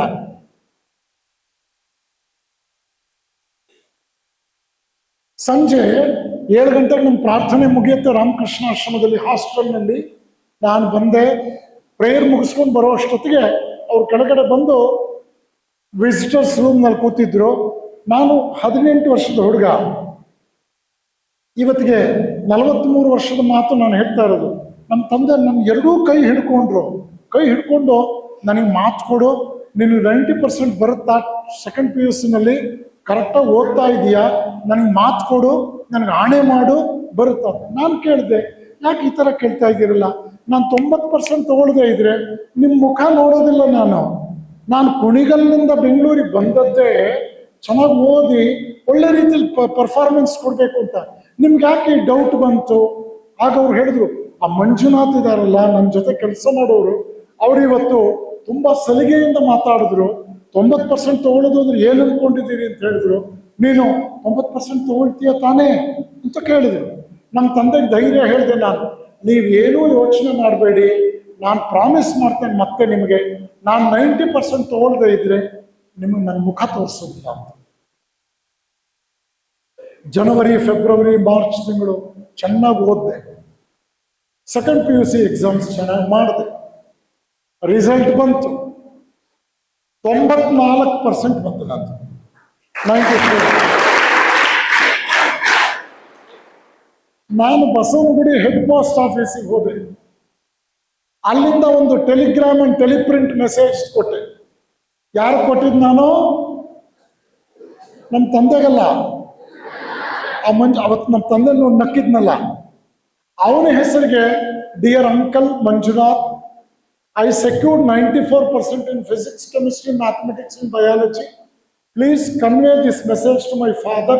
My scoring is like this: physics, chemistry, mathematics, biology, Sanskrit, English. 501 out of 600. ನಮ್ಮ ಬ್ಯಾಚ್ ಅಲ್ಲಿ 1984ನಲ್ಲಿ ಕರ್ನಾಟಕದ ಫಸ್ಟ್ ರ್ಯಾಂಕ್ 541. ನಂದು I was one among the first 100 ranks of Karnataka in science. ಆ ಮಂಜುನಾಥ್ಗೆ ಟೆಲೆಕ್ಸ್ ಮೆಸೇಜ್ ಹೋಯ್ತು, ಪ್ರಿಂಟ್ ತಗೊಂಡ. My dear uncle, convey this message to my father. ಗಾಬರಿ ಆಯಿತು. ಅವನು ಅದನ್ನು ತಗೊಂಡು ನಮ್ಮ ತಂದೆ ಹತ್ರ ಹೋದ. ಸರ್, ದಯವಿಟ್ಟು ನಂಗೆ ಕ್ಷಮಿಸ್ಬಿಡಿ ಸರ್, ನಾನು ನಿಮ್ಗೆ ಭಾಳ ನೋವು ಮಾಡಿದೆ ಸರ್. 90% ತಗೊಳ್ಳೋದು ಅಂದರೆ ಊದ್ಗುಂಬಳಕಾಯಿ ಮಜ್ಜಿಗೆ ಹುಡಿ ಮಾಡಿದಾಗ ಅಂತ ನಾನು ನಿಮ್ಮನ್ನು ಲಘುವಾಗಿ ಮಾತಾಡಿಸಿದೆ ಸರ್. ನಮ್ಮ ಹುಡುಗ ನೋಡಿ ಸರ್ 94% ತಗೊಂಡಿದ್ದಾನೆ ಸರ್, ನಾನು ಕ್ಷಮಿಸ್ಬಿಡಿ ಸರ್, ನಾನು ಉಡಾಫಿಯಾಗಿ ಮಾತಾಡಿದೆ. ನಮ್ಮಪ್ಪ ಎದ್ದು ನಿಂತರು, ಮಾರ್ಕ್ಸ್ ಕಾರ್ಡ್ ಏನು ಅನ್ಕೋಬೇಡ ಮಂಜು, ಯಾವುದೋ ಮೂಡಲ್ಲ ಅವತ್ತು ಹಾಗೆ ಅಂದಿದ್ಯಪ್ಪ, ನೀವೆಲ್ಲ ಎನ್ಕರೇಜ್ ಮಾಡಿದ್ರಿ ನನ್ನ ಮಗ ತಗೊಂಡಿದ್ದಾನೆ ಅಂತಂದ್ರು. ಮಕ್ಕಳೇ ನೆನ್ಪಿಟ್ಕೊಡಿ, ನಿಮ್ಮ ತಂದೆ ತಾಯಿ ಗೌರವ, ಪಾಠ ಹೇಳ್ಕೊಟ್ಟ ಗುರುಗಳ ಗೌರವ, ನಮ್ಮ ಸಮಾಜದ ಗೌರವ 100ಕ್ಕೆ 100 ನಿಮ್ಮ ಕೈಯಲ್ಲಿದೆ. ನಿಮ್ಮ ಪರಿಶ್ರಮ ಇದೆಲ್ಲವನ್ನೂ ದೊರಕಿಸ್ಕೊಂಡು ಹುಲಿಗಳಂತ ನಿಮ್ಮ ತಂದೆ ತಾಯಿ ಓಡಾಡ್ಬೇಕಾ? ಟೀಚರ್ಸು 1000 ಜನ ಟೀಚರ್ಸ್ ಸೇರಿದಾಗ ನಾನು ಯಾರು ಗೊತ್ತೇನ್ರಿ? ಮೊನ್ನೆ SSLC ರ್ಯಾಂಕ್ ಬರ್ಲಿಲ್ವಂದ್ರೆ ವಿದ್ಯಾರ್ಥಿ, ಅವನ ಟೀಚರ್ ರೀ ನಾನು. ನನ್ನ ಆಶ್ರಮದಲ್ಲಿ ಒಬ್ಬ ವಿದ್ಯಾರ್ಥಿ ಓದ್ದ, SN ಗಿರೀಶ್ ಅಂತ, 2 ವರ್ಷ ಆಶ್ರಮದಲ್ಲೇ ಇದ್ದ. ಸ್ವಾಮೀಜಿಗೂ ಗೊತ್ತು, ನಮ್ಗೆಲ್ಲ ಶಿಷ್ಯ. ಅವನು IAS ನಲ್ಲಿ 12ನೇ ರ್ಯಾಂಕ್ ಬಂದ. ನಾವು ಒರಿಸ್ಸಾಗ ಹೋದ್ರೆ, ಭುವನೇಶ್ವರ್ ಏರ್ಪೋರ್ಟ್ ಹೋಗಿ ಇಳಿದ್ರೆ ಕೆಂಪು ದೀಪದ ಕಾರ್ ತಗೊಂಡು ಬರ್ತಾನ ಅವನು. ಇವತ್ತು ಪ್ರಿನ್ಸಿಪಾಲ್ ಸೆಕ್ರೆಟರಿ RDPR ಡಿಪಾರ್ಟ್ಮೆಂಟ್, ಅವನು rural development department, panchayat raj. Airport ಅಲ್ಲಿ ಸೀನಿಯರ್ IAS ಆಫೀಸರು ದೀರ್ಘದಂಡ ನಮಸ್ಕಾರ ಮಾಡ್ತಾನೆ ನೆಲದ ಮೇಲೆ. ಅಲ್ಲಿರೋ ಆಫೀಸರ್ಸ್ ಹೇಳ್ತಾನೆ, my guru has come from Tumkur, Karnataka. I want to spend time with him. I want to take him to different pilgrimage places in Orissa. Konark temple ಕರ್ಕೊಂಡು ಹೋದ, ಪುರಿ ಜಗನ್ನಾಥ ದೇವಸ್ಥಾನಕ್ಕೆ ಕರ್ಕೊಂಡು ಹೋದ, ಭದ್ರಕಾಳಿ ದೇವಸ್ಥಾನಕ್ಕೆ ಕರ್ಕೊಂಡು ಹೋದ. 7 ದಿವಸ ಅವನ ಜೊತೆ ಇದ್ದೆ. ಪುಷ್ಕಲವಾದ ಅಡಿಗೆ ಮಾಡಿಸ್ದ. ಪ್ರತಿ ದಿವಸ ಸಾಯಂಕಾಲ ಒರಿಸ್ಸಾದ ಜಾನಪದ ಸಾಹಿತ್ಯದ ಹಲವಾರು ಆಯಾಮಗಳಲ್ಲಿ ಸಾಂಸ್ಕೃತಿಕ ಕಾರ್ಯಕ್ರಮ ಮಾಡಿಸ್ದ. ನನಗೆ ಬಹಳ ಇಷ್ಟವಾದ ಜಯದೇವ ಕವಿಯ ರಚನೆಗಳದ್ದು ಸಂಗೀತ ಹಾಡಿಸ್ದ. 8ನೇ ದಿವಸ ಕಣ್ತುಂಬ ನೀರು ಹಾಕೊಂಡು ನನ್ನನ್ನು ಬೀಳ್ಕೊಂಡ. ಮತ್ತೆ ಬನ್ನಿ, ಮತ್ತೆ ಬರ್ತಾ ಇರಿ, ನಿಮ್ಮ ಜೊತೆ ಕಳೆದ ದಿನಗಳು, ನೀವು ನನ್ನನ್ನು ಎನ್ಕರೇಜ್ ಮಾಡಿದ್ದನ್ನ ನಾನು ಬದುಕಿರೋ ಅಷ್ಟು ಕಾಲ ನಾನು ಮರೆಯೋದಿಲ್ಲ. ಕೃತಜ್ಞತೆ, ಕೃತಜ್ಞತೆ. ಇದನ್ನು ಚೆನ್ನಾಗಿ ನೆನ್ಪಿಟ್ಕೋಬೇಕು ಮಕ್ಕಳೇ. ನೀವು ಇವತ್ತು ಪುಟ್ಟ ಮಕ್ಕಳ ಕಾಣಬಹುದು, ಆದರೆ there is nothing parallel to your hard work. There is no substitute to your hard work. ಇದನ್ನು ಮರಿಬಾರದು. ಈ ನಿಟ್ಟಿನಲ್ಲಿ ನೀವು ಚೆನ್ನಾಗಿ ಬೆಳಿಬೇಕು. ನಾಳೆ ಇವತ್ತು ವಿದ್ಯಾರ್ಥಿಗಳಾಗಿರೋ ನೀವು ನಾಳೆ ವಿದ್ಯಾವಂತರು, ಸಮಾಜದ ಜವಾಬ್ದಾರಿಗೆ ಹೆಗಲು ಕೊಡ್ತಕ್ಕಂಥ ವ್ಯಕ್ತಿ. ಅಬ್ರಹಾಂ ಲಿಂಕನ್ ಒಂದ್ ಕಡೆ ಒಂದು ಮಾತು ಹೇಳ್ತಾರೆ, I study, I am committed to my studies, I thoroughly study, I am sure one day will come in my life also when people will come to know what I am. Till then I shall wait. ನಾನು ಓದ್ತೇನೆ, ಬದ್ಧತೆಯಿಂದ ಓದ್ತೇನೆ, ಪರಿಪೂರ್ಣ ಮನಸ್ಸಿನಿಂದ ಓದ್ತೇನೆ, ಯಾವುದೇ ಸೋಮಾರಿತನಕ್ಕೆ ಎಡೆ ಮಾಡಿ ಕೊಡದೆ ಓದ್ತೇನೆ, ನಿಷ್ಠೆಯಿಂದ ಓದ್ತೇನೆ. ನನಗೆ ಗೊತ್ತಿದೆ ಭವಿಷ್ಯದಲ್ಲಿ ಒಂದು ದಿನ ನನಗೂ ಬರುತ್ತೆ, ಆವತ್ತು ಜನಕ್ಕೆ ನಾನು ಯಾರು ಅನ್ನೋದು ಅರ್ಥವಾಗತ್ತೆ. ಅಲ್ಲಿಯವರೆಗೂ ನಾನು ಕಾಯ್ತೇನೆ. ಪ್ರತಿಯೊಬ್ಬರೂ ಕೂಡ ತಮ್ಮ ಸರದಿಗಾಗಿ ಕಾಯಲೇಬೇಕಾಗತ್ತೆ. ಯಾಕೆ? Two objects cannot occupy the same place at the same time ಅಲ್ವಾ? ಇಬ್ರು ಒಟ್ಟಿಗೆ ಬ್ಯಾಟಿಂಗ್ ಆಡಕ್ಕಾಗತ್ತಾ? ಅಥವಾ ಇಬ್ರು ಒಟ್ಟಿಗೆ ಬೌಲಿಂಗ್ ಮಾಡಕ್ಕಾಗತ್ತಾ? ಇಬ್ರು ಕ್ಯಾಚ್ ಹಿಡಿಯಕ್ಕೆ ಹೋಗಿ ಡಿಕ್ಕಿ ಹೊಡೆದು ಬಿದ್ದೋಗಿರೋದು ನೋಡಿಲ್ವಾ? ಹೌದಾನೆ? ಹಾಗಾಗಿ ನಮ್ಮದು ಅಂತ ಒಂದು ಅವಕಾಶ ಬಂದೇ ಬರುತ್ತೆ. ಆಗ ನಾವು ನಿಂತು ಅದನ್ನು ಯಶಸ್ವಿಯಾಗಿ ನಿರ್ವಹಿಸಬೇಕು. ಆದರೆ ಇಲ್ಲಿ ಎಚ್ಚರಿಕೆ ಏನು? ಎಚ್ಚರಿಕೆ ಮಾತುಗಳು ಹೇಳಿ ನನ್ನ ಮಾತು ಮುಗಿಸ್ತೇನೆ. ಎಚ್ಚರಿಕೆ ಏನು? ಹಾಗಾದ್ರೆ ಮೊದಲನೇದು ನೆನಪಿಟ್ಕೊಳ್ಳಿ, ನಮ್ಮ ಮುಂದೆ ಜೇನು ನೊಣದ ಆದರ್ಶ ಇದೆ. ಜೇನು ನೊಣ ನೂರಾರು ವೆರೈಟಿ ಹೂಗಳಿಂದ ಮಕರಂದವನ್ನು ಆಸ್ವಾದಿಸಿ ಸುಂದರವಾದ ಜೇನು ಕಟ್ಟುತ್ತೆ. ನೆನಪಿಟ್ಕೊಳ್ಳಿ, ಜೇನು ನೊಣ ಒಂದೇ ಜಾತಿಯ ಹೂಗಳಿಂದ ಮಾತ್ರ ಮಕರಂದ ಹೀರಿ ಜೇನು ಕಟ್ಟಕ್ಕೆ ಆಗೋದಿಲ್ಲ. ಹತ್ತಾರು ವೈವಿಧ್ಯಮಯ ಹೂವುಗಳಲ್ಲಿ ಜೇನಿಗೆ ಯೋಗ್ಯವಾದ ಮಕರಂದ ಇದೆ. ಹಾಗೆಯೇ ಎಲ್ಲ ಜನಾಂಗದಲ್ಲಿಯೂ ಕೂಡ ಸಜ್ಜನರಿದ್ದಾರೆ. ಸಜ್ಜನಿಕೆಗೂ ಜಾತಿಗೂ ಸಂಬಂಧ ಇಲ್ಲ, ಜಾತಿಗೂ ಪ್ರಜ್ಞಾವಂತಿಕೆಗೂ ಸಂಬಂಧ ಇಲ್ಲ. ಪೆಟ್ಟು ತಿಂದ ಶಿಲೆ ವಿಗ್ರಹವಾಗತ್ತೆ, ಪೂಜನೀಯವಾಗತ್ತೆ. ಕಡಿಮೆ ಪೆಟ್ಟು ತಿಂದ ಶಿಲೆ ಮೆಟ್ಟಿಲಾಗತ್ತೆ. ಪೂಜನೀಯವಾದ ಶಿಲೆಗೆ ಹಾಲಿನ ಅಭಿಷೇಕ, ಮೊಸರಿನ ಅಭಿಷೇಕ, ಜೇನಿನ ಅಭಿಷೇಕ, ಪಂಚಾಮೃತ ಅಭಿಷೇಕ. ಕಡಿಮೆ ಪೆಟ್ಟು ತಿಂದ ಮೆಟ್ಟಲಿಗೆ ಅಭಿಷೇಕ ಇಲ್ಲ. ಜನ ಮೆಟ್ಕೊಂಡು ಬರ್ತಾರೆ, ಕಾಲ್ಗೇನಾದ್ರೂ ಮೆತ್ಕೊಂಡಿದ್ರೆ ಒರೆಸ್ಬಿಟ್ಟು ಮುಂದಕ್ಕೆ ಹೋಗ್ತಾರೆ. ಪೆಟ್ಟು ತಿಂದ ಶಿಲೆ ವಿಗ್ರಹವಾಗುತ್ತೆ, ಪೂಜನೀಯವಾಗುತ್ತೆ, ನೆರಳಲ್ಲಿ ಸ್ಥಾಪಿತವಾಗುತ್ತೆ. ಕಡಿಮೆ ಪೆಟ್ಟು ತಿಂದ ಶಿಲೆ ಬಿಸಿಲಲ್ಲಿ ಬಿಸಾಕ್ತಾರೆ, ಮೆಟ್ಟಿಲಾಗೆ ಉಳಿಯುತ್ತೆ. ನೀವು ಮೆಟ್ಟಿಲಾಗ್ತೀರೋ ವಿಗ್ರಹ ಆಗ್ತೀರೋ ನಿಮಗೆ ಬಿಟ್ಟಿದ್ದು.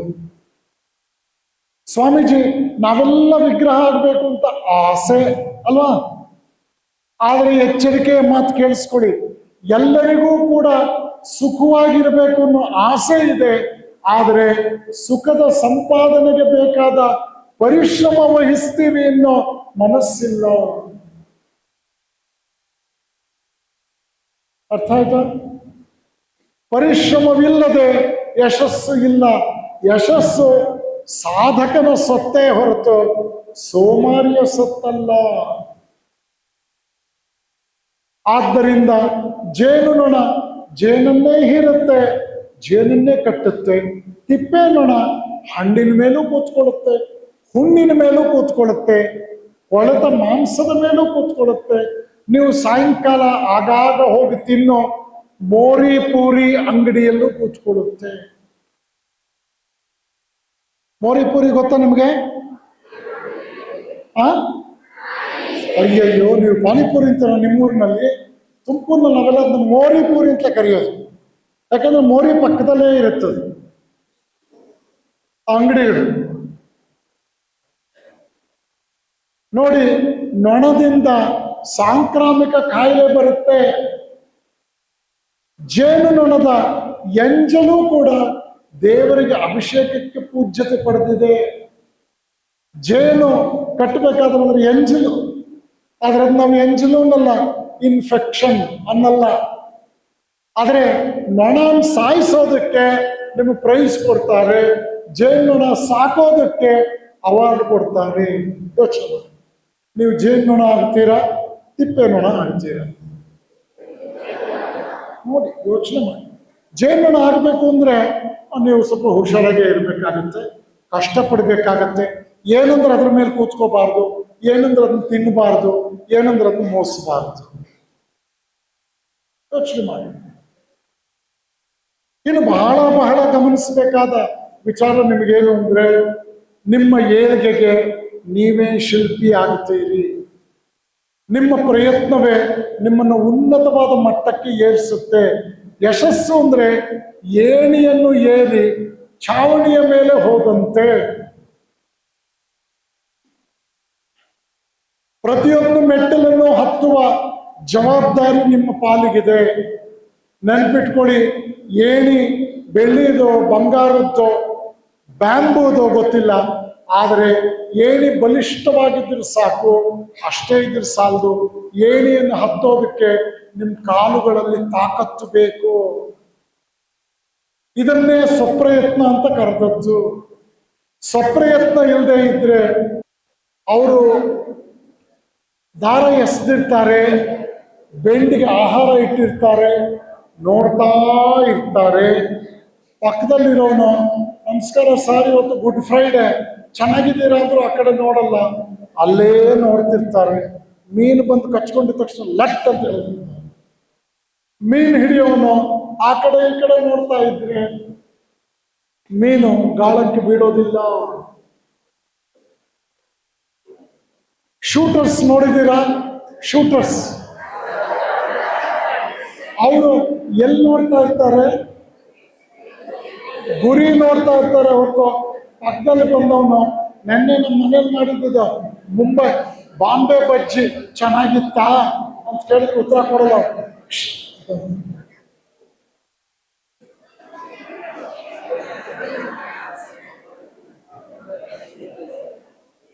ಅರ್ಥ ಆಯ್ತಾ? ಅರ್ಥ ಆಯ್ತಾ? ಓದುವವರಿಗೆ ಓದಿನ ಕಡೆಗೆ ಬದ್ಧತೆ ಇರಬೇಕು, ಕಮಿಟ್ಮೆಂಟ್ ಇರಬೇಕು.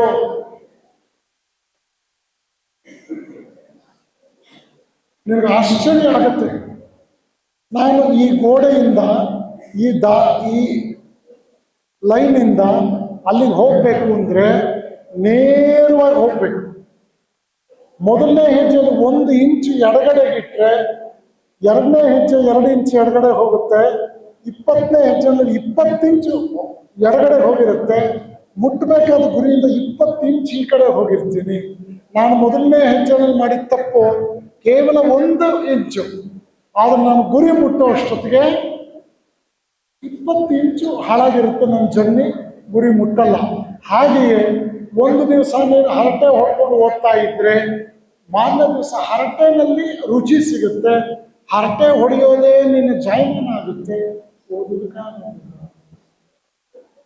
ನಿನಗೊಂದು ಬದ್ಧತೆ ಇರಬೇಕು.